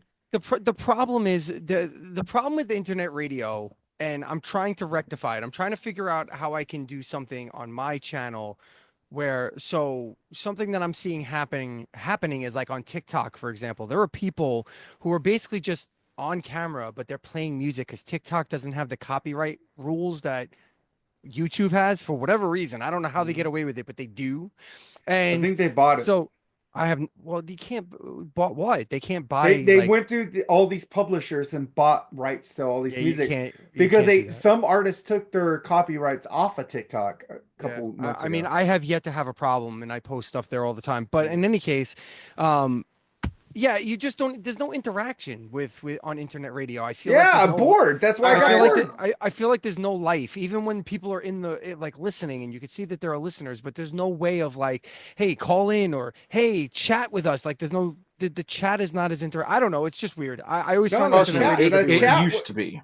The It used chat- to be. Yeah, when you had In Dr. the Fuck old on days there, with Ian Ralph Wadley. or Ian had their shows, or even the old metal when Mike had his show before. Yeah, I it was was always- always interactive. It's timing because people have shows at weird hours. People Yeah. a lot of people that do shows at night. People just never really. People are doing other stuff. Well, I'm on 6 p.m. Pacific. I don't know, you guys are Eastern, so most of my friends are Eastern. They couldn't Yeah. get in there and check it out. So Yeah. it was boring for me because I like interaction. That's why I love podcasts. I love to interact. See with that people. like it might suck, but that's why Ian's time was at Saturday 9 morning.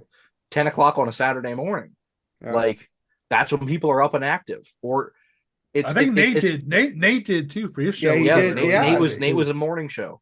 But, Yeah, like, that's- I can't do a morning show because I got shit to do. I know that's what it is, but that's the thing is like you got to be either one of two things. You got to be either have a show in the morning like that, or you got to be somebody like Ralph who has like this natural following Yeah, who is all going to come out. He would literally be on all night sometimes, and people would be there all night. yeah. Yeah, he would do his show, then he'd do like a deep cut classic. Yeah, he would Classic do like a rock, classic classic rock rock. show. That was pretty Well, cool. Ralph yeah. used to do like live podcasts from his house, and Yeah. man, he would go on for hours and hours and hours. There was one time when I was in college. His show started. It was 8 p.m. on Thursday nights. I got on Thursday night, went to bed, woke up the next morning, went to class. He was still on the air. Got home from class, got back on, and he was like had gotten no sleep and was doing his own cover of "Love Bites" by Def Leppard. Literally just singing over the studio track, going, "This song bites. This song bleeds." I love that song. I always gonna say. All right. Anyway, Where we I at, find Jerry? I find it fascinating that Joe tells this whole story, and Mark's takeaway was, "I love that song." I just No, I get it. I love that because that's the thing. Every time somebody brings up Love Bites, I gotta say how much I like it. My two favorite Ralph parodies are Hopelessly Devoted to Satan and Crazy Little Thing Called Smut. Hey, can we not lick his ass? He loves this shit. Can we not lick his ass? Let's just keep going what we're doing. Someday I'll release my parody of Heaven and Hell's Bible Black, which is called Coffee Black. It's fucking hilarious. I love Bible Black though. All right, let's go. My number 9 from The Serpent is Rising. This is actually the generic RCA pressing. I don't have the. I was going to say that's insane. I've never even seen that. Yeah, that's it's just called Serpent, actually. Mm-hmm. Wow, that's crazy. All four of them have a RCA covers. No, just I know. like I've seen those. I've never seen that one. That's crazy. Okay. But I'm gonna go with a song called, and there's a Stilusky song called "As Bad as This." Great fucking riff again. Great voice on that one that he also had, and it leads into one of their coolest extra tracks that aren't mentioned. Don't Sit Down on the Plexiglass Toilet. They don't mention the song in the song list or anything. It comes on like a minute after this song, actually. I'm surprised. Really fucking cool. I mean, again, you're just a Styx, check him out, man. You're gonna love it. For some reason, I thought that would me and Jerry's going old school. I'm going new school Styx. I think we're like hipsters.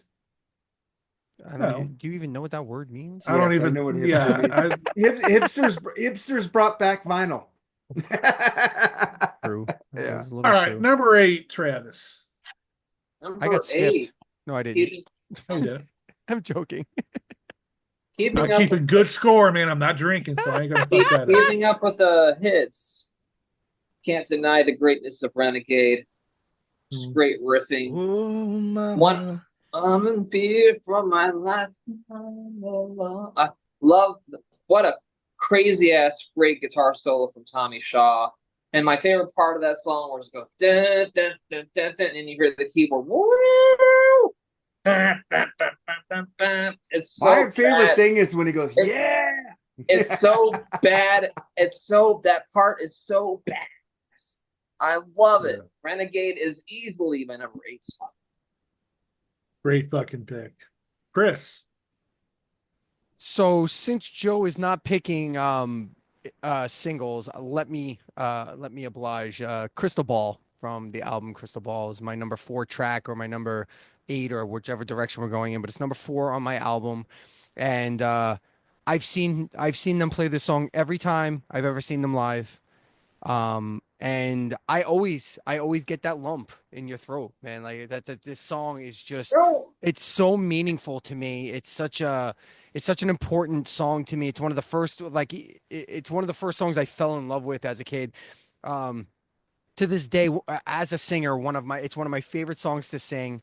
The note at the end, before the last chorus, just blows my mind every time, with the power and the range and just, and it's dramatic, the drama behind that point in the song.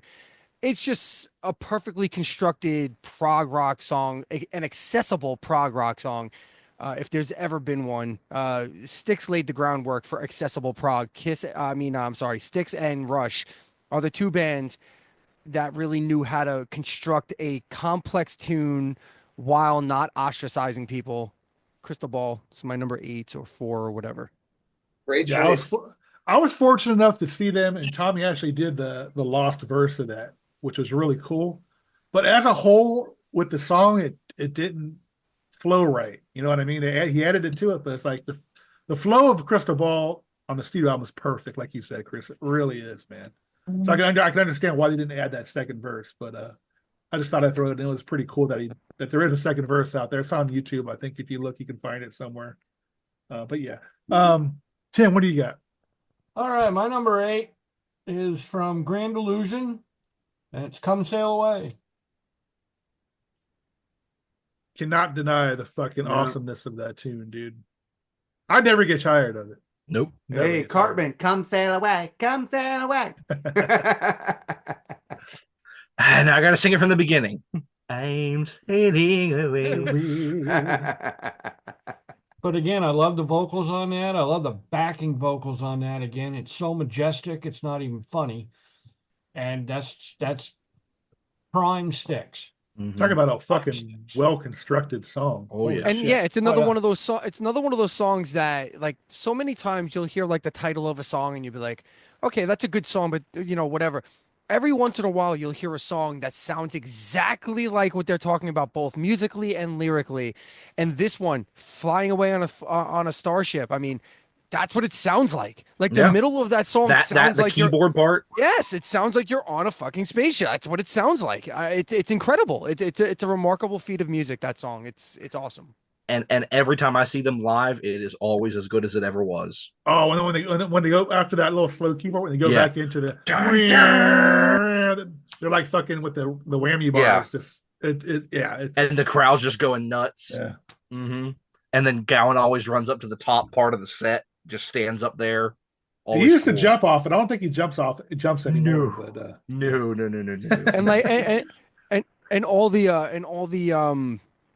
all the little things, like you hear it now with Todd Sucherman playing it, and again, no knock on John Panazzo, but he adds just so many little like The fills little now fills, that it just amazing. and somehow he never overdoes it. I don't know how that's like usually a guy like that walks into a situation where he wasn't there originally and they're a little more technical, a little more fast or whatever. Sometimes it gets to be too much. He's never out of place. Like never out of place. It's always sounds perfect. He's the perfect match for that band. The title track from the Grand Illusion never sounded as good as it does when he plays Exactly. it. Agreed. Ever. Totally agree. One, because he adds all those little fills. Two, because they finally went back to doing the real version of the song and not the stupid fucking Dennis DeYoung version. I Come love on in that and see version. what's happening. Hate it so much. I Hate love it. that version. Play it like dude. it's meant to be played. I Don't think it's do that okay, shit. but I do like the original. I Yes. mean, I agree with Joe, but I like the other version. But yes, I agree. I like the original. That's those particular parts emphasize the worst parts of Dennis DeYoung's voice for me. When he holds out the notes like that, it sounds awful. It's very I theatric. hate Very it. theatrical. There's certain things, and I know Jerry and I have had this conversation before about like that you just don't always love his oh my god, why am I blanking right now? Vibrato? Bitch. No, Vibrato? what's his name? Oh, Gowan? Gowan's voice. You don't always love Gowan's voice with certain songs. That's how I am with Dennis, honestly. Like there's certain songs when he does it, I'm just like, oh god, this sounds so bad. Like when he does Lady, he oversins it every time. And I'm talking about Dennis. Like if you you watch the live versions, Lady, when you're with me, I'm smiling. I think I never noticed. I always I thought love that it. was great. He I love holds both. out. I love He both. has a really like on certain like vowels and consonants. He's really shrill with it, and I hate it. I think Gowan sounds much better on certain songs. Either way, Not completely that off one. topic. Definitely not that one though. I think he sounds better on Lady, but Ooh. whatever. I always He found I'm butchers- still it, shocked. he I'm still butchers it. shocked that they do Lady. So I always with the found Cowan. it amazing that I know Paul Stanley took the mask in Phantom of the Opera. Mhm. Well, it's always amazing that DeYoung never He took did. He wrote. He had his own version of the Hunchback of Notre Dame, Which was actually. He awesome, did. by the way. It was really good. Like the music is really good. because he's for got a that, very but operatic type voice. he does very much so. Well, that's why he did the whole Kilroy-ish thing the way he did it. Mhm. Unfortunately, it bombed, but Yeah. It didn't bomb. As a singer, the album did not bomb. The tour bombed. no, the tour bomb. That's what I was Um, talking. As a singer, just to note, like Styx. If you ever need another singer, I sing everything Dennis DeYoung sings. His range is perfect for me. It's so anyway. Cool. All right, Joe. All right, I'm gonna join Mark and be a hipster and mention new sticks. Fucking hipsters and your granola. There. Radio Silence off of the Yes, I almost Granola. picked that one. That one rules. Mission. Got to see that song live when I saw Oh, them yeah. on this tour. That's the best song on the Mission. I was going between those two. I went No, between 100 Million Miles Home, I so went I between Radio Silence and my honorable mention was The Outpost. That was a good one Love that too. song. Another really great track that I got. Locomotive is amazing. Both songs I got to see live when I saw them live in 2018. Just an amazing track. Radio Silence sounds like classic Styx. Does Just It belongs on 100%. Grand Illusion. It Yes. fits right on Grand Illusion. Yes, like that. I will give this to Jerry. As much as I do really like Crash of the Crown, there is nothing on this album that sounds like classic Styx. no? Not at There all. is nothing on this No. album that sounds like classic. I agree. Even though I like most of it, it is not this. This album is leagues and far way above this. And this sounds like classic Styx in a lot of places. There's a lot of places where it doesn't. I mean, something like Gone, Gone, Gone does not sound like classic Styx at all, but it's a great track. Yeah. But something like Radio Silence could have been pulled from one of these albums over See, here. I disagree with you there, though. I think Gone, Gone, Gone can be like if Dennis DeYoung was singing it, it sounds kind of it's got a Rock in the Paradise feel without question. A little bit. I can hear it, but I mean, it to me sounds a little bit more like something that would be on this album than would be on a classic Styx album. Okay, yeah. I mean, I guess I can buy that. That makes sense. It's better than Crash of the Crown, though. Oh, 100%. Oh and yeah. I like Like I Crash said, of the Crown. I like this album. I love this album. Yeah. No, I agree with you. Mission is so good. Yeah. What's the dude who writes all the songs off Crash of the Crown? He wrote some on the Mission too, but He what's his did name? both. He did both of these. Will He Vankovich. was with somebody else before Styx. He met Tom Yeah, Shaw but somewhere. he wrote all the songs on both of these pretty much. Yeah. And now he plays in the band, which honestly I love because it really gives him an even beefier sound live. Well, Yeah, I think adding an extra- they added him because JY is probably on his That's last. true, but I mean, last still, years, even probably. like, but when JY is still on stage, like you have a third guitar player on stage, you add extra Yeah. harmonies in, you're adding a solid voice in there. It does nothing but beef up their sound, which I think is I agree with a you. great thing for them. Interesting No, and- conundrum. Interesting conundrum about that. If James Young were to retire, I think Tommy would work with Dennis Young again. But what would they do about Lawrence Gowan? That would be the issue. You know what I mean? I don't think that they would. If JY retires, I think that's the band. Think so? I think so. I also think that Tommy Shaw is also a bigger problem with Dennis DeYoung than James Young is. So, Well, Tommy Tommy knows. Shaw. No, Look because where- Tommy Shaw's where the the one money out there is. roasting him constantly. Oh no, JY. JY. Oh, no, the it's last few JY. years- It's JY, Oh, yeah. No. It's gotten worse. Oh, okay. Yeah. Oh, JY just. Tommy hates Shaw this hasn't dude now. said shit about Dennis Yeah. in years. JY is the one that's In out there years, but he still has. spit roasting. Kind of like I think Gene would actually, work with Ace again, but Paul, no fucking way. Well, Tommy Gene Shaw's- has worked with Ace again. Yeah, he You has. know what I Well, mean. so has You know Paul, what though. So I mean. has Paul. Exactly. That's why I don't fucking understand. Paul did Paul did a one song. song and it had to be in a music video and it had to be big publicity. Gene wrote a couple songs and toured with him. Yeah, Yeah. it's true. That That's is true. Yeah, I mean, I've had a chance to interview almost everybody in the current Styx band except for Tommy Shaw. So, James never said anything about Dennis DeYoung when I brought it up. Like it was just he But, skirted yeah, it. lately it's been him that's been saying all. But that was this also stuff. that was also 2015, the Uh, last time I interviewed JY. And just remember, just because you work with somebody doesn't mean you have to be in the same studio at the same time with them. yeah, that's true. But no, I wonder how much Chuck actually owns in this band, or how much he has any say in this band. He's an original member. Granted, he's not on very much live stuff, but you figured he would be like a big owner in that band. I think he you know still what I mean? owns quite a bit, and I mean he still plays on some stuff on the albums. I don't so- think. Yeah, I mean, I don't know, man. As far I- as say of the direction of the band, it seems like he hasn't. Really, I think don't he's know. still a full member, like for all Yeah. intents and purposes, he's a full member of the band. I mean, look, put it this way. Like I just said, I last time I interviewed James Young was back in 2015, and when I did that interview, they had no, like he was like, I asked him flat away, is there going to be a new Styx album? And he said no. He's like, why would we do that? He's like, we're successfully touring. It costs $1 million to make an album, and nobody buys albums anymore. So what's the point? And nobody makes streaming. So this new guy that came in, which is what started this conversation, I think sparked something in that band. So regardless of what anybody Specifically thinks about, Tommy, because yeah. So JY's regardless, barely on these things. regardless what anybody thinks about it, like he's an added he's a welcomed addition as far as I'm concerned because it brought them back. I got two good albums. I got one tremendous album and another album, and they just announced another one coming out. So they're making a new album as we speak. So I mean, we got 3 more albums out of this band that we never thought we were gonna get. So yeah, I'm glad the guy came in. Yeah, because I mean, it had been at this point, it had been 15 years since they put out a completely original album. Yeah, and the last it had been piece of since shit. Cyclorama. Cyclorama was okay. I liked it, except for the crappy Brave New World was song, shit. But it was okay. Brave New World wasn't on Cyclorama. Cyclorama was okay. The album Brave New World was shit. Cyclorama was okay at being shit. That's about it. Okay. Mark, what do you got? Mark, what do you got for your number? Well, I'm going back to Brave New World. I love the song "Everything Is Cool." I think that song rocks. Fucking everything is cool in the land of the brave new world.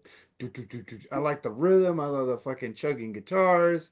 I love Tommy's voice on it. It's just a fucking groovy track. I love that song. Cool. And I'm going to end my Wooden Nickel era 6 with the Man of Miracles album with Rock and Roll Feeling. Like I said, another great rock and roll song. Heavy as hell. Short and sweet. Another great fucking album. Great way to end the Wooden Nickel era, in my opinion. Like I said, check them out, man. They're fucking awesome. And if anybody has a Serpent is Rising on the original, or it doesn't cost like $300, let me know. I'd like to own this. But with that being said, that's my number 8. So we'll start with number 7. Travis. Thank you, sir. Well, my cat needed something to say. All right, back to what I was going to say. Yeah, she's the talkative one. All right, listen, number 7. Tell her I said. Psst, psst, psst, psst, psst. Oh, yeah, she's a cutie. JD. All right. So number 7, my first appearance from the Grand Illusion. I'm talking about the mini Prague epic, The Man in the Wilderness. They throw that out every now and then live. That too. song. Yes, they do. That song is perfection. I love everything about it. I remember when they busted into it when I saw them in 2011. Man, I didn't know the song at all, but man, it just left a big impression on me. Had to go out and grab the Grand Illusion album. After that, it's perfection. Tommy Shaw sounds great on it. Love the chorus, love the solo. Everything about it is just perfection. So I'll tell you, he hits that note at the end live. I almost shit myself. Oh my God. Yeah. He's such a great vocalist. But he still does it. Oh, yeah. So he's so great. I can attest to that. So number 7 is Man in the Wilderness for me. Great fucking song, dude. What a great breakdown in the middle, too. The breakdown in the middle of that song. Oh, it's incredible. Oh, it's so killer. It's so kick-ass. I mean, it kind of see, that's where, like, we were just talking about Radio Silence. It gives the same feel. Like, it's got the same format, and it's just such a great song. They're great songs. It rules. All right, Chris, what do you got, man? My number 5, or whatever the reverse number is, in my tracks, number 5, to close out the first side of this epic album, is a much maligned song from Kilroy Was Here. A lot of fans think it's cheesy or whatever, but I fucking love Heavy Metal Poisoning. Who doesn't? Dude, I love that song. I hate the album, and I love that song. Oh, it's such a good fucking song. I just even like, I don't love like there's a 1 or 2 lyrics in the song that I would rewrite if it were me, but in general, I think the lyrics for this song are solid. I love JY's voice, especially when they're doing heavy stuff. He's just, and the only thing I wish for this song is I wish the guitar production was a little more heavier. Could you imagine this song with like a heavy, like produced guitar sound, like a could you Miss imagine, America sound? Oh my God, could you imagine a Grand Illusion like production on this song? Holy That's shit. what I was just saying. If it sounded like Miss America on those guitars. Oh my God. But besides that, it's a great song, and that's it. Heavy Metal Poisoning. Yeah, I don't think they've ever performed that since Kilroy. I don't think they've ever performed that. Just live, part of the medley that they would do. Yeah, that is true. That the Psycho medley. Yeah. Mm. All right. Yeah. Great fucking song. Tim, number 7. Yeah. This song, Redbeard just mentioned not too long ago, but nobody has said it yet, which shocks the hell out of me. From Paradise Theater, Rockin' to Paradise, man. One of the Great heaviest song. tracks I've heard from Styx. That's been a staple in their last few set lists. Mm-hmm. Every time I've seen them, they've played it. Yeah. Usually an encore song, ain't it? Yeah. Mm-mm. No? I saw that. It's usually pretty middle of the set. Oh, okay. Yeah, And it's a great again, song. Back in fucking vocals, man, that they just bring that song to life. No, their encores live are like the one thing that they have not changed the past 5 or 6 years. Every Rubato, single night, Rubato Mr. Rubato Renegade. Every night. Rubato Renegade. Pisses me off to no end. I have Well, they seen them didn't play Rubato for years, though. Yeah, and now every single night they play it, and it pisses me off. Because the no fans end. want to hear it. Every single night for the past 5 years they played it. And to give credit where it's due, Rubato sounds way heavier live. Oh, it sounds way better live. It's so much better live. But I need to have maybe heard it twice, and I've heard it 5 times now, and I have not needed to hear it the last 3. Yeah, I could do without that song. I'll say that's my only knock on Styx for the past 10 years is that they don't really change up their set all that much. No. All right, Joesph. Wait, you just picked that. No, it is your I turn. didn't pick it. Yeah, it is your turn. I'm sorry, my bad. Yep. Take me back to my boat. Great song. Yep. My second and final pick from Cornerstone, featuring Tommy Shaw on the mandolin and Dennis DeYoung on the accordion when they play it live. Wait, that's not on the greatest hits? No. Part 2 it is. Part 2 is. I'm not counting part 2. I'm not counting part 2 because I did not own part 2. Gotcha. There's also you'd be surprised with some of the stuff on part 2. Half my list would have to be cut off. Like they put a bunch of deep tracks on greatest hits part 2, and I hated it. Because I would have literally have to cut half my list off. But Boat on the River, Cornerstone, great track. Always goes well live. Never got to see them play it live. I would love to see them play it live. All right, Mark. Mark, he's going again for newer Styx, but after this one, it's done. I saw them on this tour. I love this album, and I've always said I love this fucking song. You guys could listen to other podcasts, other BS sessions, freeform. I've always, and even in Facebook groups, I've always said I love Killing the Thing You Love from Cyclorama. I love the way Lawrence sounds. I love the lyrics. I love it's very deep and very poignant at the same time. It's a fucking masterpiece to me. I love Killing the Thing You Love. All right, Mark, I'll give it another chance. Fuck, dude. You don't have to beg. It's a 50-50 album for me. I love that song, man. It's like suck the dick of that album harder. My God. I love Cyclorama, man. I don't like Dinky Do Ska, but everything else I like. I'm just fucking with you, man. But I will give it another listen. I do, when I hate an album, I've done this with Kiss. There are certain I mean, I do hate certain albums. I will never listen to Monster or Sonic Boom ever again. Monster's awesome. Monster's a great album. Fuck that. No, Sonic Boom sucks ass. See, now you gotta listen to Monster now. Stop. You guys are just fucking lying. I don't even know why you're lying to people like this. It's the world. Stop lying to the world. It's that devil music, man. It's that devil heavy metal music. But anyway, I can admit there's some bad songs on Monster, like Freak is awful. Like all of them? No. I like Freak. No. Also, Shout Mercy is gross. Dude, Hell or Hallelujah is one of their best songs since fucking Lick It Up. Amazing. The Gene songs on that album are really good. I can't. I just can't. I can't. I've tried. I tried a few times. I just can't. I love like maybe because I can't get past. Awesome. Maybe I can't get past Scab Kiss. I don't know, but I don't know how. I didn't mean to veer off into Kiss. My point. In all this. You know what's cool, Chris? When Kiss fans talk shit about Kiss, it just makes me happy. Well, I will say this: I still own this garbage, though. They let Tommy loose. They let Tommy loose on Monster. I think they did. That's what I like about him. My point in this is that I haven't revisited. I haven't revisited Cyclorama in quite some time, so I will revisit that, and I will report back to you. I'll report back to you. I love that album. I'll report back to you. Okay, thank you. Talk about a rare find on vinyl. If you can find that one on vinyl, man, I would love to have that one. I still don't understand really stupid cover. Oh, the carrots.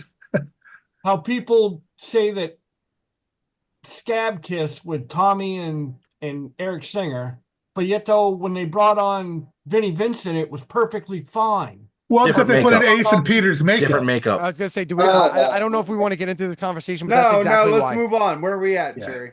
Or let me All right, just we're say, on- let me just say for the record, No. let me just say for the record. I'm sorry. Let me just say for the record, if they would have put Vinny and Eric in Ace and Peter's makeup back then and said we were carrying the brand ahead back then it wouldn't have been as bad. I'm just gonna say that. So, all right, continue. Oh my God, Kiss.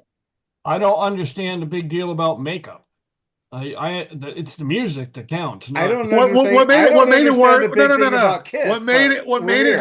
How Gene and Paul viewed Ace and Peter. You know, Yeah. it's like that's what I didn't like about it. It's like, It's like- it's like it's not one person's makeup; it's the band's. It's bullshit. it's the Ace most made that big- But overrated I band completely of all agree with Chris. time. If they hadn't have made new characters for Eric Carr and Vinny, then it wouldn't have been as bad when they just put Tommy and Eric in the It would have makeup. been like Slipknot, But or it would have because been they like had, other bands. but because they had already in the past set the precedent that they could, when they didn't, it made it stupider. Anyway, Equinox, great album. Go ahead, Jerry. And I'm sorry, one more I'm thing just for gonna Jerry. say The reason Kiss why is Oh. the Don't most you know overrated band that of all Kiss time. is the greatest band ever? Guys, I love Kiss Travis. is the But I Kiss is just the wanted to. best. This Better is than a Styx. Rush. This I'm is a joking. this is a Styx thing. I didn't You bring got- up Kiss. You guys did. You asked about Cyclorama vinyl. It doesn't exist. No, So it as of doesn't. right now, It doesn't. It never came out on Wait a vinyl. minute. Oh, I'm sure. I'm sure there's got to be some place in Europe that has them. I'm sure. no, I They just always looked it seem up to- on Discogs. It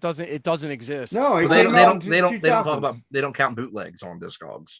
Well, that's true. There might be a bootleg, but there's no official. There's no official No version. official Now they may release, okay. they may release it at some point, but Probably I not. think that'd be a kick-ass record. Hey, I'm not the one who bought All right. Kiss up. okay, we're moving Anyway, on. My You're next- the my one first- keeping it alive. So The first A&M album by Styx, Equinox, and the last to feature the great late John Serlewski, Equinox, and I think it was Tim that mentioned earlier, Sweet Madam Blue, man. Holy shit, dude. No, yeah, you mentioned Sweet Madam Blue, right, Tim?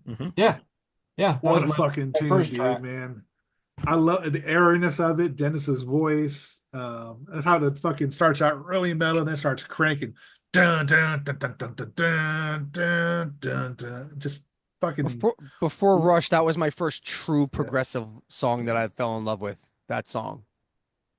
And I can't remember if that's JY or Selewski doing the solo on that song. I can't remember, but it sounds like a JY solo, but it's a fucking They banger. usually of a say solo. on the Like I said, liner it sounds notes. like it sounds like a Tommy Shaw solo. So it might not be JY, honestly. Yeah. Anyway, again, great album, great fucking song, Sweet Man of Blue. That's my number 7. Number 6, Travis. Number 6, The Dark Haunting Snowblind from Paradise Ooh, Good City. one. You want to talk about a guitar solo? Holy shit! Oh, it's Mhm. freaking kicks ass, and it has that fake backwards message that people bitch about. That satanic message. Satanic. Styx is so evil. I know. I love Styx, man, so much. Oh, when I saw I- last time I saw them, they had the preachers out there warning us not to go see this band. Yeah, I'm gonna be honest, I'm a little drunk now. nothing wrong with that. All right. But yeah, the guitar solo on that song on Snowblind is an all timer. All time. The way it just rips in, and the dual vocals between JY and Tommy are just all time. It's an all time great song. I agree. All right, Chris, what do you got? My number 6 is a song that we already talked about. I think Travis brought it up, and that would be "Man in the Wilderness," one of my all time. So I have my 1, 2, 3. Yeah, I have my 5 favorite Styx songs on here, and this is one of them. "Man in the Wilderness" is just it's a classic. I can't even expand on it any further because we already talked about it. But yeah, Tommy Shaw on this song is perfection. The middle breakdown is incredible. The guitar solo, it's a patient song. It's not like flashy at all until it has to be.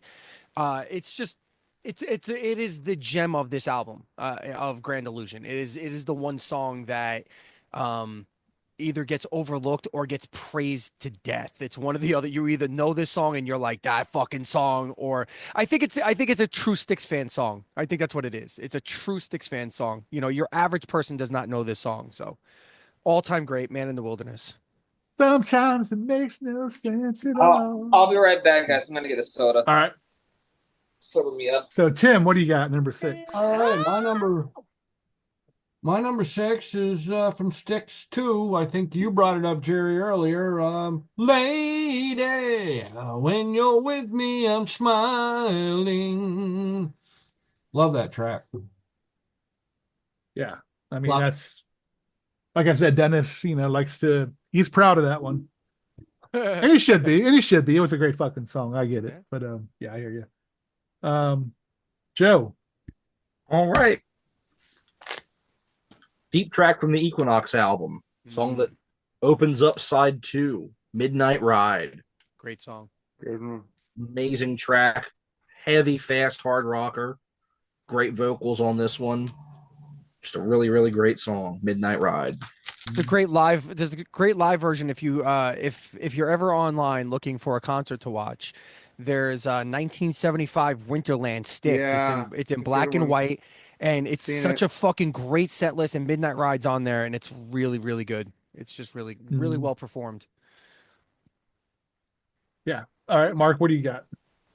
Well, somebody's already picked this, so I'm gonna pick Crystal Ball. It's probably one of my few hits on this album. But that song's just amazing. It's just tell me where I'm going. The Tommy Shaw just sings it so beautifully, so serene. It's just like you're feeling the drama from this song. Like he's going through a lot of shit. He wants to know what the fuck's going on. I love Crystal Ball, so that's my number 6. I think it's the only hit from that album. Mademoiselle was a single, but I don't think it ever went anywhere. Tell me where What was Tim and Joseph's pick? Mine was Lady. Tim was Lady. And Mine was Midnight Ride. Joesph was Midnight Ride. All right, more on Midnight Ride later.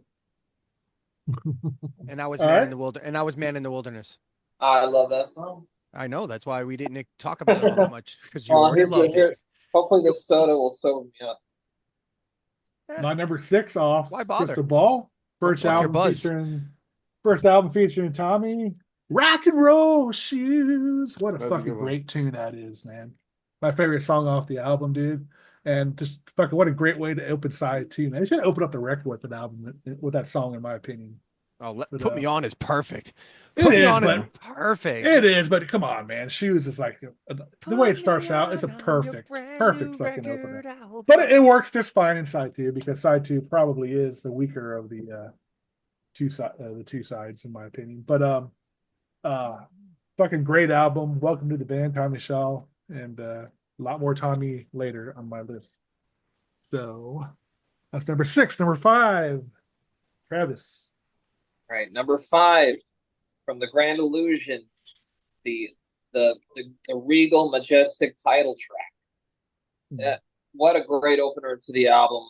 I couldn't think of anything of the song that could have opened that album, but the title track, it just rules. I can't say enough how great it is. Great guitar solo from Tommy and James, just kick ass. So the Grand Illusion is my number 5.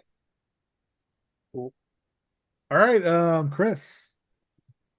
So my number 7 sticks with Grand Illusion. It is the epic prog song on the album, and that is Far Beyond These Castle Walls. Hell yeah. The song that made me love tom drums. The middle section, like everybody talks about the keyboards in there, the organ sound, the keyboard sound, the ding ding ding ding. But to me, it's John Panazzo with the like and it's so well produced, and it's so big and wonderful and dramatic, theatrical. It's the one thing that Styx brought to prog rock was this theatricality, like without being ostracizing. Like Genesis brought theatricality, but like their songs were 45 minutes long and just really in the weeds. Not a criticism, it's just a different thing. I think any. Oh, they weren't like Van der Graaf or anybody. Right. Well, that's what I'm saying. They were too in the weeds. I think any regular person can listen to any Styx song, no matter how progressive it got, and still find something to love about it. So it was one of the magical things that Styx accomplished in that era, specifically the Equinox, Crystal Ball, Grand Illusion, Pieces of Eight era specifically, where they did accessible prog music that, like, it just, I don't know. The only other band that I could compare it to would be Rush, and that's completely different because Rush was never as radio friendly, even at their most, even their biggest hits were never radio friendly. They're kind of anomalies. So whereas Styx clearly was trying to be on the radio, and they still found a way to be technical and progressive at times without throwing people off. So Crystal Walls, Jesus Christ, Castle Walls. Crystal Walls and Castle Walls. Is someone Crystal doing that? Balls and Is Castle Walls. someone smoking some reefer up there? No, I don't smoke anything, but Castle Walls, number 7 / whatever number you're at. 5, 6, I don't know. 4. 5. Tim. All right, my number 5 hasn't been mentioned yet, which is shocking the fuck out of me. So, from my favorite album of Styx, Pieces of Eight, Queen of Spades. Love that song. Yeah, great song. Black Widow Stripes might find you yet. It's in my honorable mentions. It's Me too. It's one of my favorite Dennis DeYoung performances. And in my honorable mentions also. So I'm gonna cross that one off honorable mentions. Why cross it off? Because I already said it was my honorable mention. Oh. All right, Joe. What do you got, man? Well, Chris talked about how he loves how on the Return to Paradise album they end the best of times with that outro and everything. Well, I'm going to pick the song that outro originally came from. Halfpenny, Two Penny. What a fucking monster song this is. Amazing. JY just ripping it up vocally and on guitar. Set myself free. I love that part. The harmonies on the yes, I'm gonna shake myself loose. I love want to be that. free. Dude, Amazing. The part when he comes back after the solos and he does the halfpenny, two Halfpenny, penny, 2 penny, ashes to dust. Like it's so aggressive and it's so just I don't know, it's just so heavy. It's such a heavy fucking song to be on that out. It's such an outlier on that out. Well, not really. JY was just angry at the world on that album because between that and Snowblind, holy shit. Well, no, he wasn't angry at the world. He was angry at Dennis DeYoung. Whatever. He was pissed at something because, I mean, dude. Yeah, Halfpenny, Two Penny. It's my co-favorite stick. It's my co-favorite Styx song of all time. It's my co-favorite. I love how it segues into the, 1958 and all that stuff. Yeah, it's just. And so, my friends, we'll say goodnight. Yeah, great. That's kind of very nice. Who did On that? My Sweet Dollar says, "In God We Trust." Justice for money. How much more can I say? Fuck, dude. Those We all lyrics know it's the American way. How fucking relevant is that song right this second? Are you kidding me? More on that song. More on that song later. Same Incredible, here. dude. Incredible. Mark. Well, Mark already picked some newer Styx. Now, somebody already picked Pieces of Eight, so I'm going to go with Pieces of Eight. What an epic song. I fucking love that song. So my number 5 is Pieces of Eight. My number 5, off the Grand Illusion. I mean, what fucking song, Fucking of course. is wrong on this one? You know what I mean? All killer, no filler. But with that being said, you cannot take away the greatness of I've tried and I tried, best as I can to carry on. Segue into come sail away there, man. But we'll try best that we can. And all the people say. And I will say, Carry on. with that, I will say I will never ever purposely put that song on in my house because I've just heard it. I've heard it so many times. I've just heard it so many times. I've never. I ain't gonna lie. But with that, sorry. When I hear that song, man, the emotions in me just go all over the place. But live, it's one of my favorite experiences ever. And if I ever hear it anywhere, I will sing it to the top of I will just So yeah, it's just one of those ones that would not, I have it on playlist. So if it were to come on randomly, I'm just saying I would never search it out and be like, I got to hear "Come Sail Away" now, like that. Like Well, that's a one good of that's those a good songs. thing about this song. You really don't have to search it out. You'll hear it. Oh, come on. I You know mean, what I I'm mean? the same way. It'll find you. Yeah. Exactly. Find you. Rush is my all-time favorite band, but I will never spin Tom Sawyer on purpose. Like I would never I just will. put that I shit love on. that. Oh, I do. Never get sick of Tom Sawyer. I never get sick of any Rush song. I Except do Tai wish Shan. they would That stop song playing sucks. Tom Sawyer in every movie where they have a Rush. Wait, Mark. China doesn't sing to you? No, it does not. It didn't sing to the band either. They all hated it, but that's okay. Neil loved it. Neil didn't like it later. But man, do I wish, like in movies, that's the only fucking Rush song they'll ever play in a freaking movie. It's like, I've heard a lot of times. It's one of the hardest drum parts that Neil said he ever played. It's So a great song, but there's plenty of other great Rush songs to play. Yeah, but I've heard Working Man in a ton of movies. If I could get some, get some kids listening to Rush, almost even more than Tom Sawyer. Hey man, I'll go on by Rush all day, and so will Chris. Let's stop right now. All right, Travis, number 4, man. Oh, number 4 from the Grand Illusion.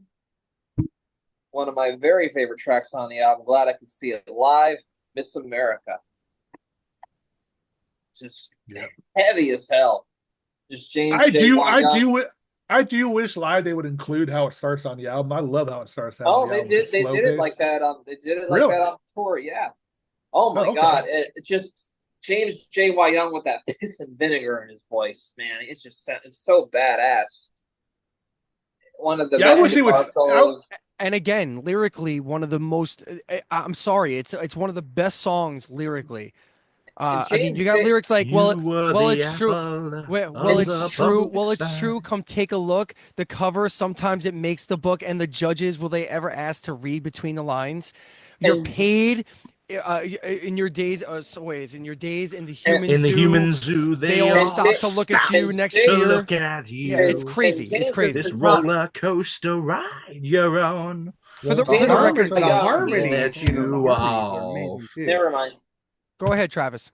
No, James J.Y. Young. He's like the rhythm guitar player. He does the riff, most of the riffs, right?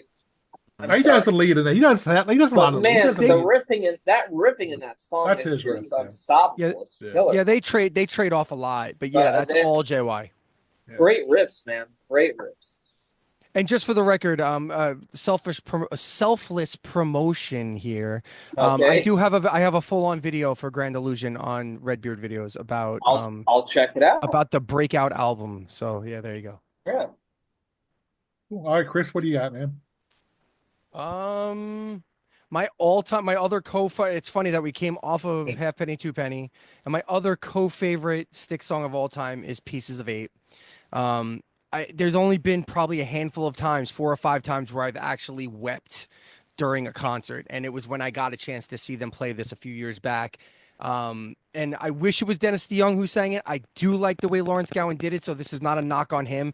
It's just more this connects to my childhood. This connects to my past, from where I came from. And Pieces of Eight is a song that we can all universally, relate to lyrically. So it's an incredible song, and something that wasn't mentioned. I think it was Joe that was talking about this earlier, but another thing that wasn't mentioned is the absolutely just tear-jerking and soulful guitar solo by Tommy Shaw at the end of this song. It is fucking all time. And then just to mention, having it go into like the musical interlude of Aku Aku at the end of the album is just perfection. It is just, Styx knows how to close an album really well, and this was no different. So Pieces of Eight, that's a great instrumental too, by the way. Aku Aku, yeah, fantastic, cool. All right, Tim, what do you got? All right, for my number 4, I'm going back to Pieces of Eight because I just fucking love that album. Look at me. I'm the Great White Hope. Hell yeah. Yeah. I'm surprised. That's 3 people that had that song? Or 2? So far. I started with that. Oh, okay. I said it was one of my honorable mentions. All right, Joe, what do you got? Well, Chris mentioned it earlier. You and I Superstars. Good one. From a very young age, one of my absolute favorite songs on this album. Always to me was like whenever I listened to this album, I put the vinyl on. This is what the song I was always waiting for on side one, because growing up, it was the only song on side one that I didn't already know from the Greatest Hits album. I mean, the other three songs on side one are the title track, Fooling Yourself, and Come Sail Away. Yeah. Everybody knows those three songs. Imagine a side of vinyl with those three songs on it. The one song that wasn't on that Greatest Hits album was Superstars, and this is where Greatest Hits Part 2 comes around. Superstars was on Greatest Hits Part 2. Yeah. Which I absolutely love the fact that they included that. But yeah, Superstars, the harmony vocals on this, Tommy Shaw during the verses, and then that the middle section with Dennis, just absolutely phenomenal. One of my all-time favorite Styx songs. Just absolutely phenomenal. Yep. All right, Mark. Oh, somebody already picked this also. I think we're gonna have a lot of likes here. Half penny, 2 penny, go Cougar Ran. You guys didn't say Cougar Ran. I go, yes, I get to say Cougar Ran. Fucking yeah. I remember from Lethal Weapon. Remember the Cougar Rans on Lethal Weapon? So Yeah, that diplomatic Krugerrand, community. Krugerrans. Crew. You know, remember that in Lethal Weapon? I go, hey, that's from a Styx song.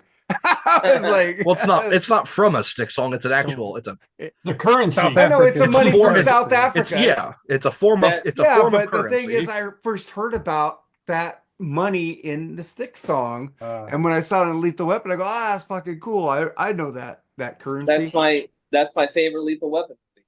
Oh, wait, they're all good, but yeah. I love them all. For some reason, I thought Travis was going. That was my favorite currency.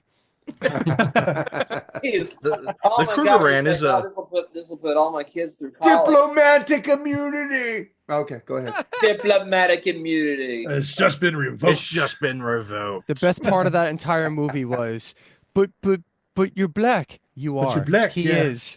I You like are. When He is. I like when the surfboard decapitates that henchman. Yeah, that's pretty gnarly. That was mullet pretty gnarly. made a comeback. That was pretty gnarly and funky fresh, man. Surf's up, bitch. Poor Leo. I felt bad. Where we for him. at, Him and Jerry? that was Joe Pesci. Joe Pesci playing a wimpy role like that, but Hey, he did hey. it awesome. Just remember, never go through a drive through. They'll fuck you. They'll fuck you. They know you ain't gonna come back, and they'll fuck you. Best toilet scene ever. Yep, the bomb. Yep. All right, check your toilet. Where are we at? we're gonna do Pieces of Eight now, and I'm gonna do with Queen of Spades, man. One of my favorite Nice. Styx songs. I saw them do it on the Grand Illusion Revision tour after the Return to Paradise tour. I think that was 97, 98, something like that. I can't remember. They did this song live. It was fucking awesome. I don't think they've done it, but I've seen them since, maybe once or twice. I've never maybe. seen it. But yeah, incredible fucking tune. Actually, wait. There's a song on here. There's a song on here I've completely fallen in love with the last few years. And that's "I'm Okay." I Great fucking song. just fallen in love with that. Another song. one of my honorable mentions. I didn't Yeah. think it was. I didn't think it was that great song, but then I listened to it a few times the last couple of months. And I absolutely love that song, and I think it was that version that Joe just put up, that concert, that made me really start liking it again. I've watched that a few times in the last few months. I think this was probably the last tour they did Queen of Spades. 2010 or so. Did they actually tour with that, or was that a one-off? No, That this was a one-off, tour. wasn't it? This Was was it a tour? This was a tour. This I was a don't tour. remember. Yeah, I don't remember. They didn't do the full album. They didn't do both full albums every night, but most nights they did. But this was a tour, and this was filmed in Nashville. No shit. Yep. What year did that come out? 2010. Oh, fuck, I was here in They're Nashville. always touring. Oh no, I'm sorry, Memphis. It was filmed in Memphis Oh, okay. at the Orpheum. All right, now we're on the number 3, getting to the good stuff. Travis, what do you got? Number 3 from Equinox, the kick-ass rocker, Midnight Ride. Just kick-ass tune from James J.Y. Young, man. Just badass. Love the chorus. And to anybody that says Styx is all about the pop ballads, man, go check out Midnight Ride. That song rips. Definitely my favorite track off the album, Midnight Ride. All right, Chris.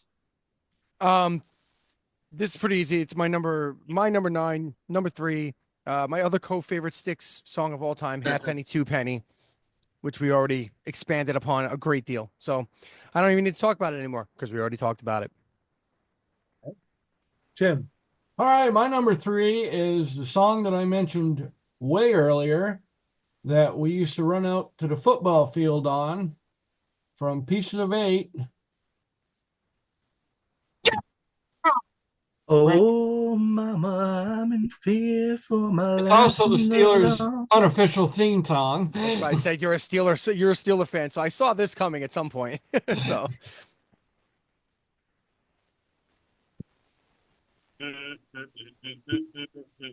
All right, who's next? Joe. You lose. Queen of Spades. Yeah. Amazing track. One of, if not the heaviest Styx songs. Mm-hmm. And you would never know it from that opening. Just this quiet little acoustic opening with the day into night. It's just I almost think amazing. there's a flute in that opening when I hear it. Might be, I don't know. but It might just that's be on the another one where keyboards. Dennis DeYoung hits a note that like you Yeah. don't expect from him, and it comes No. out. And who did I remember watching a video. It was a documentary about Styx, and it was a YouTube video, so it wasn't like an official thing. But that's when somebody said, "Remember the song Queen of Spades? Remember when Dennis DeYoung was a rock star? Like when he was a rock god? Like that's when he was a rock star."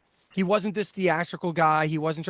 He was a fucking rock star, and that song is a rock star song. Like that's without question. Well, I mean, like the part that I just quoted, when he has a like maniacal cackle into the "you lose."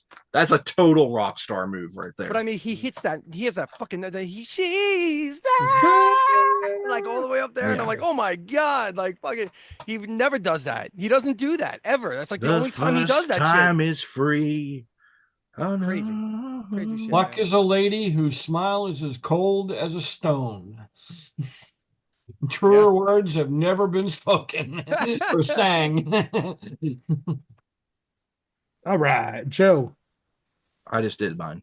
Oh, you did, didn't you, Mark? That's my second fuck up. Well, everybody's talked about this song so far. A lot of people, I don't know, maybe 2 or 3. Great White Hope. I love that fucking song. It fucking rules.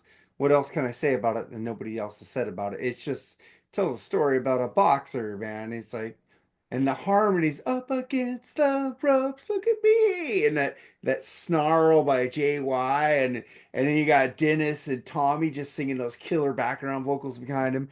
It's just so fucking harmonic and fucking evil at the same time. I fucking love it. That's a straight up rock song too. That's that's a rocker. All right, my off my Cornerstone album. This was one of the hardest decisions to me, so I actually have a tie. I'm sorry, I cannot think of the better song, but it's Boat on the River and Lights, both Tommy songs. I think Joe mentioned both these songs. I actually. did. Both fucking incredible tunes, man. It was a very divisive album for the band. I think Dennis actually got fired during this after this album was released for a little while, I believe. That's what the behind the music said, if I remember right. But they hired him back like a few months later or something. I can't remember exactly what it was all about. But yeah, this started the two camps, the Dennis and the Tommy and JY camp. But those 2 songs by Tommy are fucking awesome. And I like Borrowed Time. I think it's a cool tune. I do too. I like love the song. I hate like the studio Me. version. I like Why Me. I think it's a cool tune. I like Eddie. Yes. No. Well, yeah, I mean, but look out now, here come the 80s. No, I hate that part. I hate that part, Jerry. I hate that part. If you look at like videos from like 20, like right around the same time as that Grand Illusion Pieces of Eight, they were playing Borrowed Time live, and Tommy sang it, and it was amazing. And it was just really cool live. It was heavy. They left all that stupid shit out. They didn't do the yes, no. They didn't do the look out now, here comes the 80s. They didn't do any of that, and it sounded amazing because the melody of the song is awesome, but the stupid fucking cheesy Dennis DeYoung shit is awful. That's what bugs me about Heat of the Moment now by Asia. So now you find yourself in 82. I'm like, fuck, that's what, 42 years ago? Who cares? It's a great song. It is. It just kind of like bothers me now that I hear it.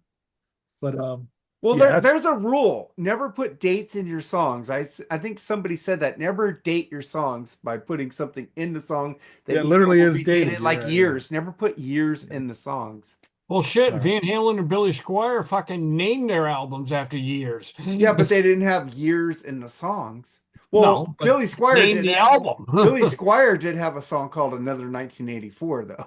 So, Lonely is I love that song. All right, that's my number 3 off Cornerstone. Number 2, Travis.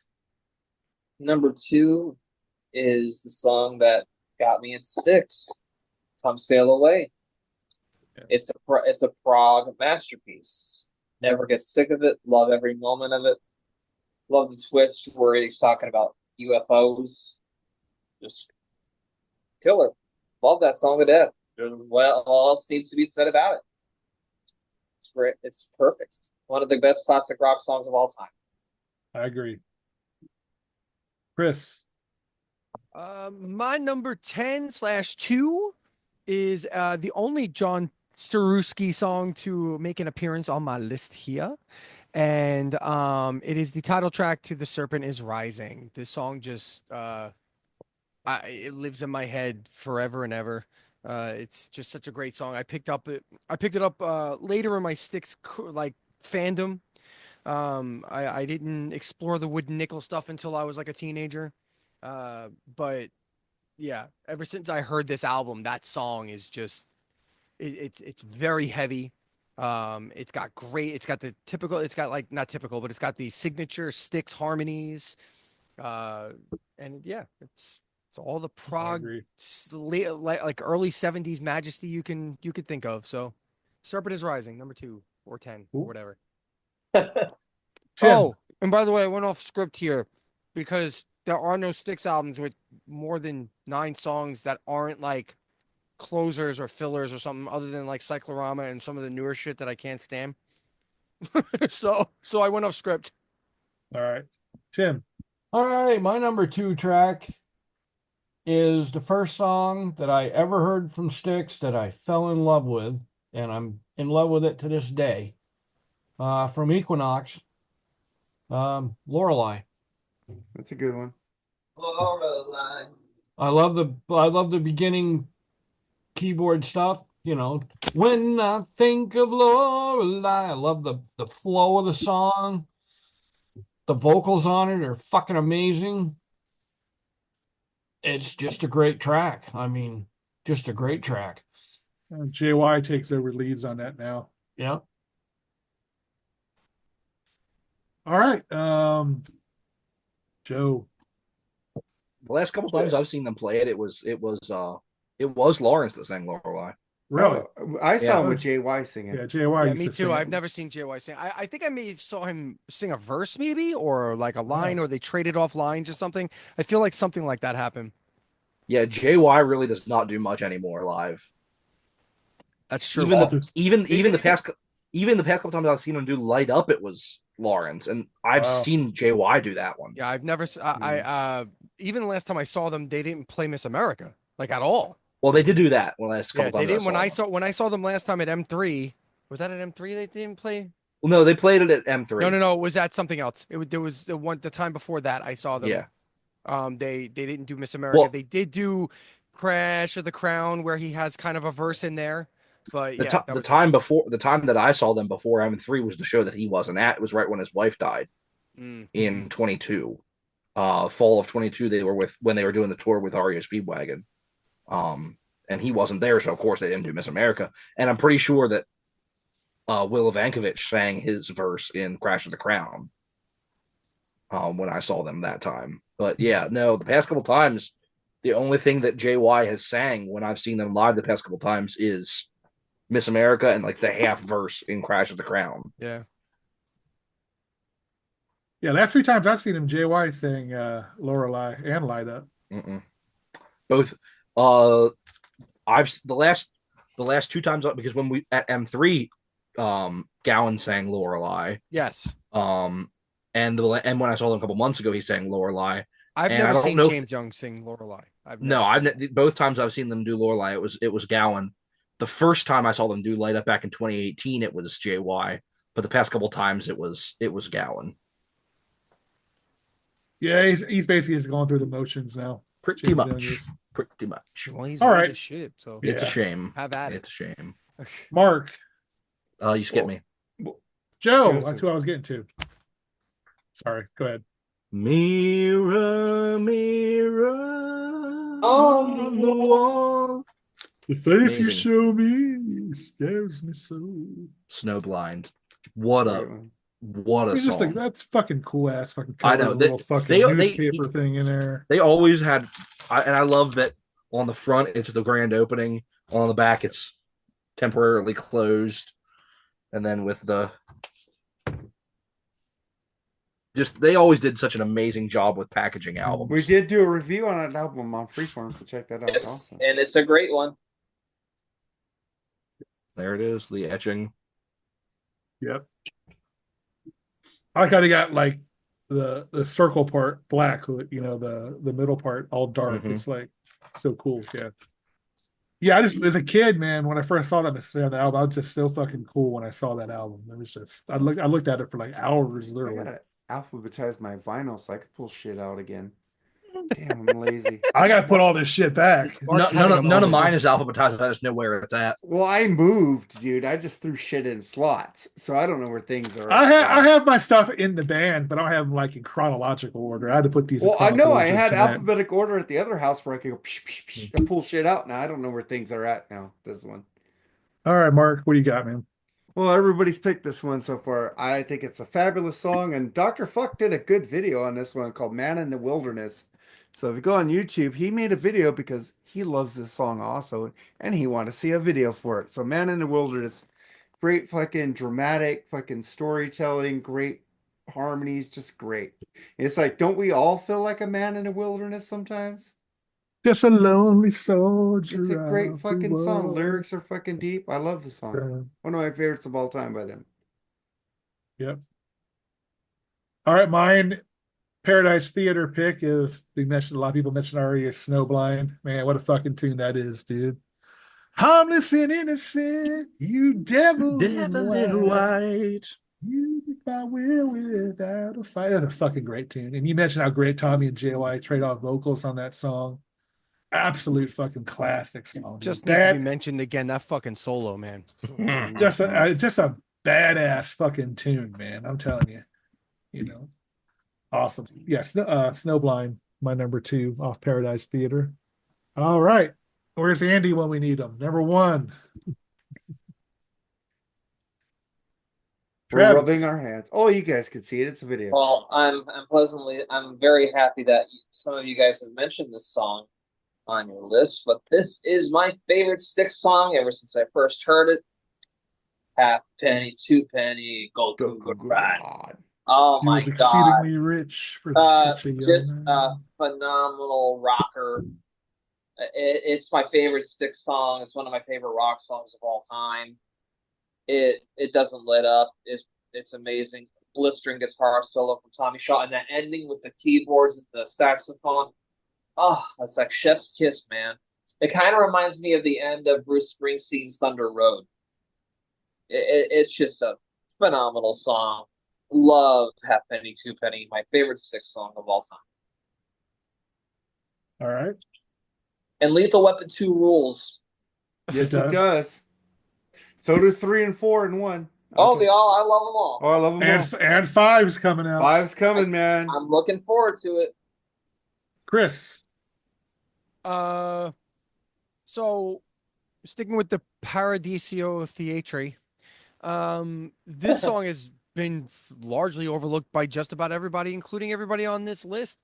And that would be the Dennis DeYoung tune that kicks off side 2, Lonely People. Great What song. a fucking great song this is. Another rock star type of song for him, believe it or not. Like, he sings his ass off on this song. It's even though despite the horns and stuff, it's a pretty downtrodden, heavy type of tune. Lonely People, it was between this and I think the other song that gets overlooked a lot on this album is Nothing Ever Goes as Planned because it's super well sung, very good song. I mean, this is another album where it's all killer no filler because She Cares is a great song too. Ooh, that's the only one I don't like. Oh, I love don't She like that Cares. song. Fucking What's love wrong with that She song. Cares, Jerry? Beautiful And song. by the And by the way, I find it hilarious that he has that song, Tommy Shaw, whereas he fucking reviled like the ballads on Cornerstone, and that's the Right. lightest song on the album besides maybe Best of Times, but still, yeah. But I love She Cares. I mean, it's sentimentality and all that, but it's great. But anyway, going back to what I was saying, Lonely People's also it's got heavy guitar sounds along with the horns, great vocal line by Dennis DeYoung, great vocal performance, good harmonies as always. Just a great song and a great opener for like the traditional old school second side. You know what I mean? You end with Best of Times, and then you come with this downtrodden, heavy, type of tune. It's a good layout. It's good for pacing. So it's a great song. Lonely People. Yeah, not to mention Tommy's got 2 ballads on this one. Yeah. Yeah, that's true. Well, I'm sure he was forced to do Haven't We Been Here Before? That sounds like something he would not have wanted to do. Just Get Through the Night is kind of like That's a good tune. That's a a less good tune. progressive version than Man in the Wilderness, honestly. It's kind of got the same feel. All right, Tim, number 1, man. All right, my number 1 track from Styx. I so love this track. Oh God, I love this track. I love the lyrics of this track. It just hits me. From Crystal Ball, title track, Crystal Ball. A lot of people picked that, man. Picked it. So many things I need to know. Yeah, I just gotta know. Well, that high note, he goes, I just got like you were just singing. It's like that high note that Tommy is just fucking belting. It's like, oh God, it's just amazing. What a voice! What a voice! And I love the harmonies on that track, and it's just the best. Styx can do no better as far as I'm concerned. I can't argue with you on that point. It's a great fucking song, man. All right, Joe, number 1. Man. All right, my number 1 is a song that is so good, so good. The band broke up because they knew they could never top it, and that is Music Time. Oh, Everyone knows. God, what a joke. Everyone knows it's the best Styx song. Hey, everybody, knows. it's music time. One of the best music videos of all time. I love Oh God, it was Amazing. awful. Joe's one of my favorite humans. I'm just gonna say. No, I love Joe as much as I love Music Time. Wow, that's the worst thing I've that's ever not heard good. anyone say That's about not me. good. I've never just heard teasing. someone Was say that a that. compliment or a diss? Yeah, That was a diss. That was a diss. No, Just fucking with the man. my real number 1. When I saw them a couple months ago live, I was following along on the set list. They had played a show down the road a few nights before, so I kind of knew what they were going to play, and I was expecting something different. I can't remember what I was expecting them to play at this part of the show, but Tommy walks out with his acoustic guitar, and I'm like, that doesn't seem right. That's not what he doesn't play an acoustic on this next song. And I just hear over the loudspeaker the match strike and the harp. Man in the Wilderness. My number 2. Much like Chris said, I can probably count on one hand the amount of times I have openly wept at a concert.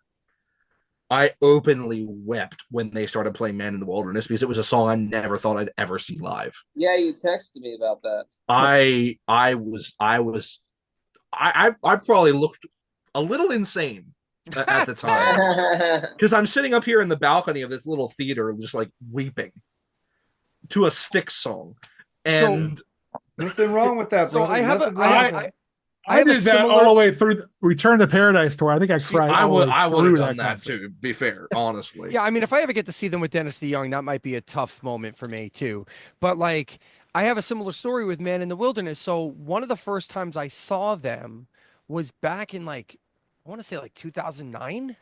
I saw them at a winery in California, in San Jose area, and it was very intimate. There was probably I don't know, probably 1,000 people. It wasn't huge, but it was very same thing with intimate. this show. Same thing with Very this show. intimate, and they had no stage show. It was just a stage, it was just them on a stage, and you could see everybody. And I had not bragging or anything, but I have a relationship with Styx management, so I've always gotten tickets. That's why I've seen them like every tour, every time they come around. I'm like, they're always sending me emails like, hey, do you want to go? And yeah, usually I'm good. This time around I couldn't. But anyway, this particular year I have really good seats. I think I'm like sixth row or something. And they start playing Man in the Wilderness. And I'm going ape shit and everybody sits down. I know. And I'm like, what the fuck? People are going to the bathroom. And I'm like, so I'm the only person standing in the whole like thing. So Tommy Shaw points right at me and he gives me like a thumbs up and he points right. He's like, yeah, man, like that. And right before he's about to sing, and I was like, that's fucking cool. And so, yeah, so I didn't weep that time, but I had a similarly epic experience. So, yeah, it was pretty cool. But yeah, it pisses me off. Yeah, it just pissed. That's so cool. Luckily, the crowd, at least a lot of them for a theater gig, knew that song, which I was really happy about. Like a lot of people were like, I could, like visibly knew the song, but like for me, the coolest part about it was that I didn't know it was coming. So just when I heard that, I'm just like, no, like the emotions that were going through my head when that song started, I'm like, there's no way. There is no way I'm about to hear my all-time favorite Styx song live in this intimate venue where it's just like, yeah. Unfortunately, like you mentioned, you see people get up and go to the bathroom during that song, and the band sees that. So that's why you got Mr. Roboto now, probably. It reminds me of when I saw Aerosmith in 2012 and they busted into Combination. I was like, it's awesome. Oh, Season's a Winner. They did that. Two people were leaving fucking during. I'm like, what? Are you kidding They me? played Combination. They played Walking the Dog. They Nice. opened with Toys in the Attic. Oh my god. To me, seeing Styx reunited almost in the 90s was just as special as seeing Kiss and make up the original four. Dude, come on. Just, I mean, it was just incredible. And comfortably numb when I saw Pink Floyd live, I probably cried a little bit. And a song that always fucking makes me cry, and I saw him live twice, and I'm not afraid to admit it. It's fucking Songbird by Fleetwood Mac, man. mm-hmm. Oh, I love that song. Holy shit, what a beautiful That song. is my second favorite Fleetwood Mac song. I see a Fleetwood Mac cover band, and the girl who does that song, I still fucking cry when I hear that song. It's Oh, an I amazing love fucking you, tune. I love you, I love you. I love that Just song. incredible tune. Christina sounds great on it. Where are we at? We're on Mark's number one? Mark's number one. Well, I just gotta say, breaking news: Blake Snell signed a 5-year contract with the Dodgers. Don't give a Woo, rip. bitches! He doesn't pitch against us anymore. I'm happy he's not pitching against us because he kills the Dodgers. But I'm going for Castle Walls, number one. Wow. That is my all-time favorite. That's a little shocking. Styx song. Why was that shocking? No, that's a great pick. No, It's a very, very deep cut. I just didn't expect that out of Mark. You guys don't watch my Facebook post, and I've always licked this song's ass. Dude, I live to fuck with you, man. Seriously, it's. I was expecting Mr. Roboto from him, so No, I said in the beginning of this, Mr. For first Roboto time, would be on the yeah. list. No, Yeah. Mr. Roboto would. There's a lot of like deep tracks of Styx that I could have picked, man. It's like they are more than a singles band. They make albums. They're actually a band that makes full albums that you don't need. You could take out the singles and they'll still be really good. Mm-hmm. That's just my opinion. So Castle Walls is my number one. You know, when I think about this list now, fucking anticlimactic. I have to end my list. Oh, with it's a fucking so Kilroy list here, anticlimactic. But you know, it is what it is. I decided to go this route. So, Heavy Metal Poisoning, man, one of James Young's Great best song. songs. That's a good one. And fucking Chris stole it from you. You're I'm exactly a right piece about of the shit. guitar sound. No, the guitar sound. If they would have Oh. changed that guitar sound in this song, holy shit, it would have been a fucking total rock. Yeah, the Miss America sound. I used to like the video they did for that, the movie or whatever, and I look back on it now, it's kind of corny, of course, but I can't watch this concert live, man. James Young dancing, you know, with the I watch it. I like brother. Tommy Shaw acting. It's cheesy as fuck. I like cheese. I just can't do it anymore, man. It's I can't watch cheese. it. I like cheese. Best part about this DVD is it includes all the music videos, including the music video for my all-time favorite Styx song, Music Time. All right. I need to get that because I like watching Tommy act. It's funny. Oh, as I fuck. have. Oh, I it's have it. awful. It's, It is It's funny awful. for me. I laugh He at this. sucks. He does. Uh, It's cheese, Joseph. Dude, I saw Cheese. Tommy Shaw on a baking show once. It was like a baking competition show, and I swear to God, everything out of his mouth was like, "This rocks!" Like, like that's all he could. This Well, rocks. Like to be this fair, cupcake really rocks. Tommy Shaw's never been known for his personality. Yeah, no, it's not. Don't That's give probably up why. your I know. day It was job. like it's Jack. probably It was why- like Jack Blaze and Ted Nugent giving all the personality to damn Yankees. So All right, let's go to our honorable mentions. Travis. all right. Born for Adventure. Love that tune. I'm gonna make you feel it. I'm gonna make you feel it. Blue Collar Man. Rockin' the Paradise. Surprised nobody mentioned Rockin' the Paradise. I Tim did. did, I think. yeah, I Tim did. Yes, he did. Oh, you did? Oh, okay. Yeah. Oopsie daisy. All right. Then Boat on a River. There you go. Cool. I love a lot of Styx songs. It was hard to leave some stuff off the honorable mentions. Chris.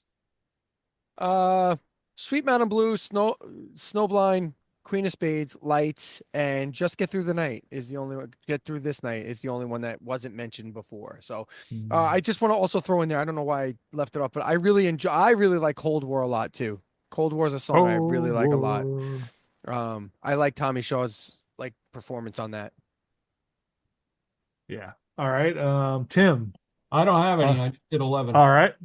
Joseph. My honorable mentions were Born for Adventure, Castle Walls, I'm Okay. I will admit it, I hate the album, but I do love Haven't We Been Here Before. I love that song. I always have. Love that song. And then from these two most recent albums, I had The Outpost as an honorable mention. And I did have to pick something from this just as an honorable mention because I do like it.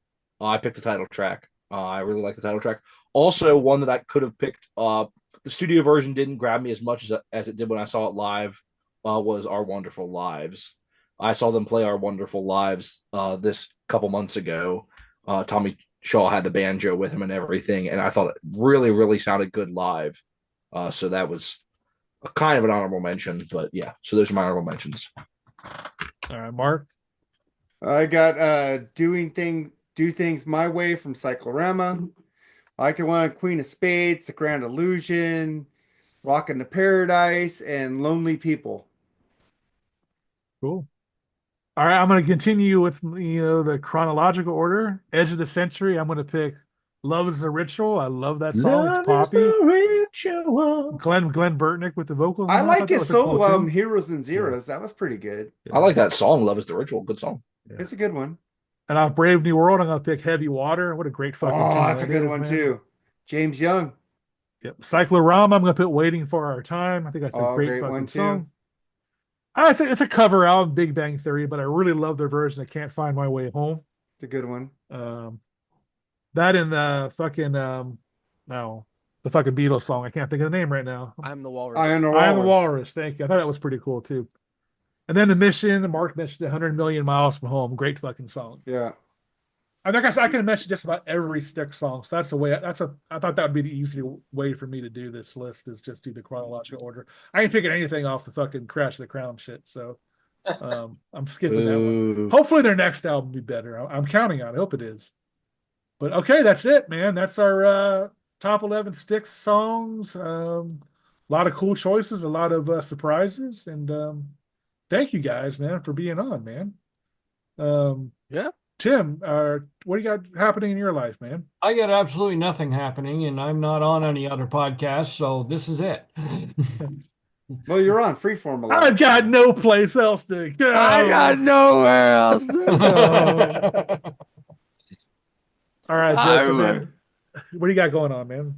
Not Me? much. Off Joe. work. Off work for a week. Happy about that. Woo! You Get a too. break Yeah. from get a break from teaching a bunch of high school kids. Love that for myself. Yeah. So happy to be part of this. Excited. Great time of year. Thanksgiving coming up, and then we right into the Christmas season. Travis, what you got going on, man? Oh, not a lot, honestly, but I want to recommend the Pink Floyd Animals remix that came out. I think it was in 2019. Oh yeah, Yeah. we talk about that a lot. I listened to it. It just sounds phenomenal, and I mean, I love the original pressing of Pink Floyd Animals, but the remix is so great. Oh yeah. I usually don't care for remixes, but Pink Floyd Animals, I've been listening to that constantly lately, and I guess I can recommend that for people to Yeah, check out. especially dogs, man. Dogs. They Oh did my so God, fucking. Dog sounds great. It's, Sheep, man. Is that one of the ones Steven Wilson did? Yeah. Yes. Oh God. and Sheep probably my favorite song on the album. I have to But say, the- every time I have yet to hear a Steven Wilson remix that I was like, yeah, he missed it on this one. Like he's a wizard in the studio. Yeah, the I Black love- Sabbath ones have been great. The Marillion Yes ones ones he's were done. amazing. The Yes ones. Yeah. I love how in Sheep you hear like the distorted robot doing a parody of the Lord's Prayer. It's just salt. Yeah, it's just Yeah, they bring it more up front. Yeah, exactly. Is everybody Everything's more dark. everything is Floyd, more the up way I front love than it, it is. man. Yeah. I know Joe's familiar with them, but is everybody else in this room familiar with Steven Wilson as a musician, as an artist? From Porcupine Tree. Oh, Correct? okay, good. Well, Travis is okay, good. There you go. All right, right on. And the one thing I also want to say one more thing about Sheep, the bass lick in the beginning sounds a lot like One of These Days. And there you go. All right, Chris, man, what you got going on, dude? Redbeard videos on YouTube, TikTok, all the social media places. New daily videos Thursday through Sunday. Always a long form video, usually over the weekend, at least one, sometimes two. Usually there's a live stream on Wednesdays, and we'll be coming to Saturdays as well. Saturday, probably midday Saturdays. But nothing this week because of holidays. So we're just going dark this week. Probably do the dailies, but other than that, they're only 1 minute videos. So please come and check it out. Please tell all your friends. I'm desperately trying to get into this algorithm. I don't know how to break it. So I'm trying. So keep at it. If you want to see cool music content, a lot of video essays, come on over. I think the newest discussion piece was about there was a transgender issue in metal with the lead singer of Life of Agony detransitioning. So that's an interesting bit. And I also did I ranked 45 of the top 90 metal albums of the 90s. I put them in a tier list. So come check it out. Isn't it amazing? You pour your heart into something, you really do, and you have trouble getting it out. But then some bimbo comes out, does the Hawk Tui, and she makes millions of fucking views. You know what I mean? You know what it is? Isn't it weird? Luck, I guess. I don't know. There's a wide disparity. You know, I mean, talent is talent. Hawk Tuah girls had her moment, and she's disappearing very quickly.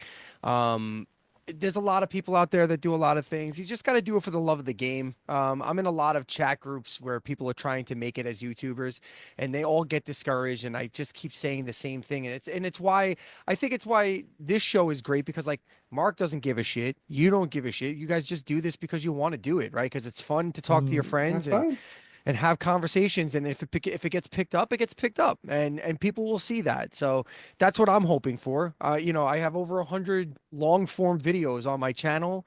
I have one video that popped off that's got nearly 200,000 views. And then I have like a few others that are in the 50 to 100,000 views, but mostly it's like 1,000 to 2,000 at most. And that's fine. It's what it is. I have a nice small community that's growing. I'd like to see it get bigger, but it's what it is. It's netted me other things. I'm going into a voiceover and a video editing career. So, so it may not be YouTube, but it may lead to something else. So just keep doing what you're doing, and I think Mark needs to inhale more stuff, man.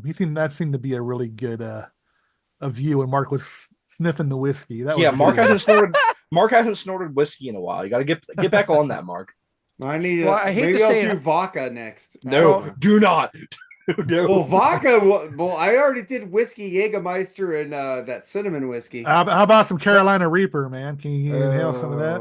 I mean, I hate to say it, but Hawk Tuah, and this dude inhaling alcohol just shows how dumb America is right now and why we have the problem that you just brought up, Jerry. I just did it to get people to laugh at me. I know, dude. I'm fucking. I don't fucking care. I swear to God, I'm gonna get a T-shirt that says "I live to fuck with Mark from Freeform Rock Podcast."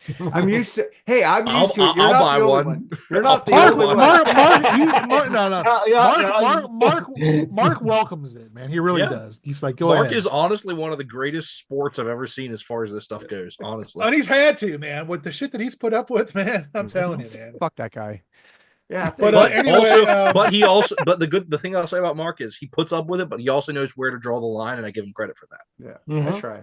Yeah, I'm a perpetual line stepper, so you know. Fuck, he puts up with me on a regular basis. So Yeah, I was like, we're all still around, so it means something, I guess. Before I turn it over to Mark, I just want to thank you guys for being on, man. Doing one of my favorite bands. It's definitely a top 5 band for me. Clearly, it's one of my favorite bands too. Yeah. But what are we doing next week, Jerry? My distinct pleasure.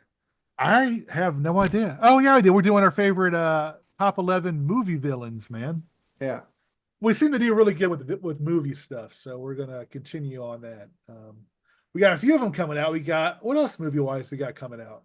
We're doing the one with Metal Mike and Joesph. And Which one's that? Well, that's not a movie one. No, that's 1999 to 2000. Our each right. like our favorite album from each of those years. So that's coming up in 2 weeks. All right, Mark, man, take us out, dude. Well, Freeform Rock Podcast on Friday. Well, it's not tomorrow because today's Tuesday. We're doing the new Jerry Cantrell album, I Want Blood. We're reviewing that, so check that out.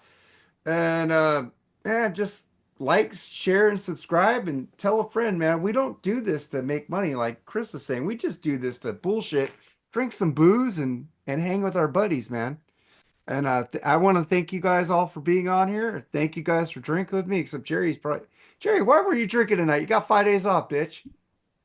Were you drinking? Oh, you're drinking 0. It's spiked. I got vodka in it. Oh, you got vodka. And you don't want Just me to kidding. serve No, vodka. I don't. I got to get up early in the morning. Not to work, but we're doing something early, so I got to get up. All right. Thank you, Tim. Thank you, Travi, Patty. Thank you, Chris. Thank you, Joesph. I love all you guys. And just fucking be cool to each other and don't be a dick. We're out. Later. Be safe over the holidays. Yep. Hey, happy Thanksgiving also. Happy Thanksgiving, everybody. Peace. See Take ya. it easy. Peace. Bye. See ya, sailors. Bye.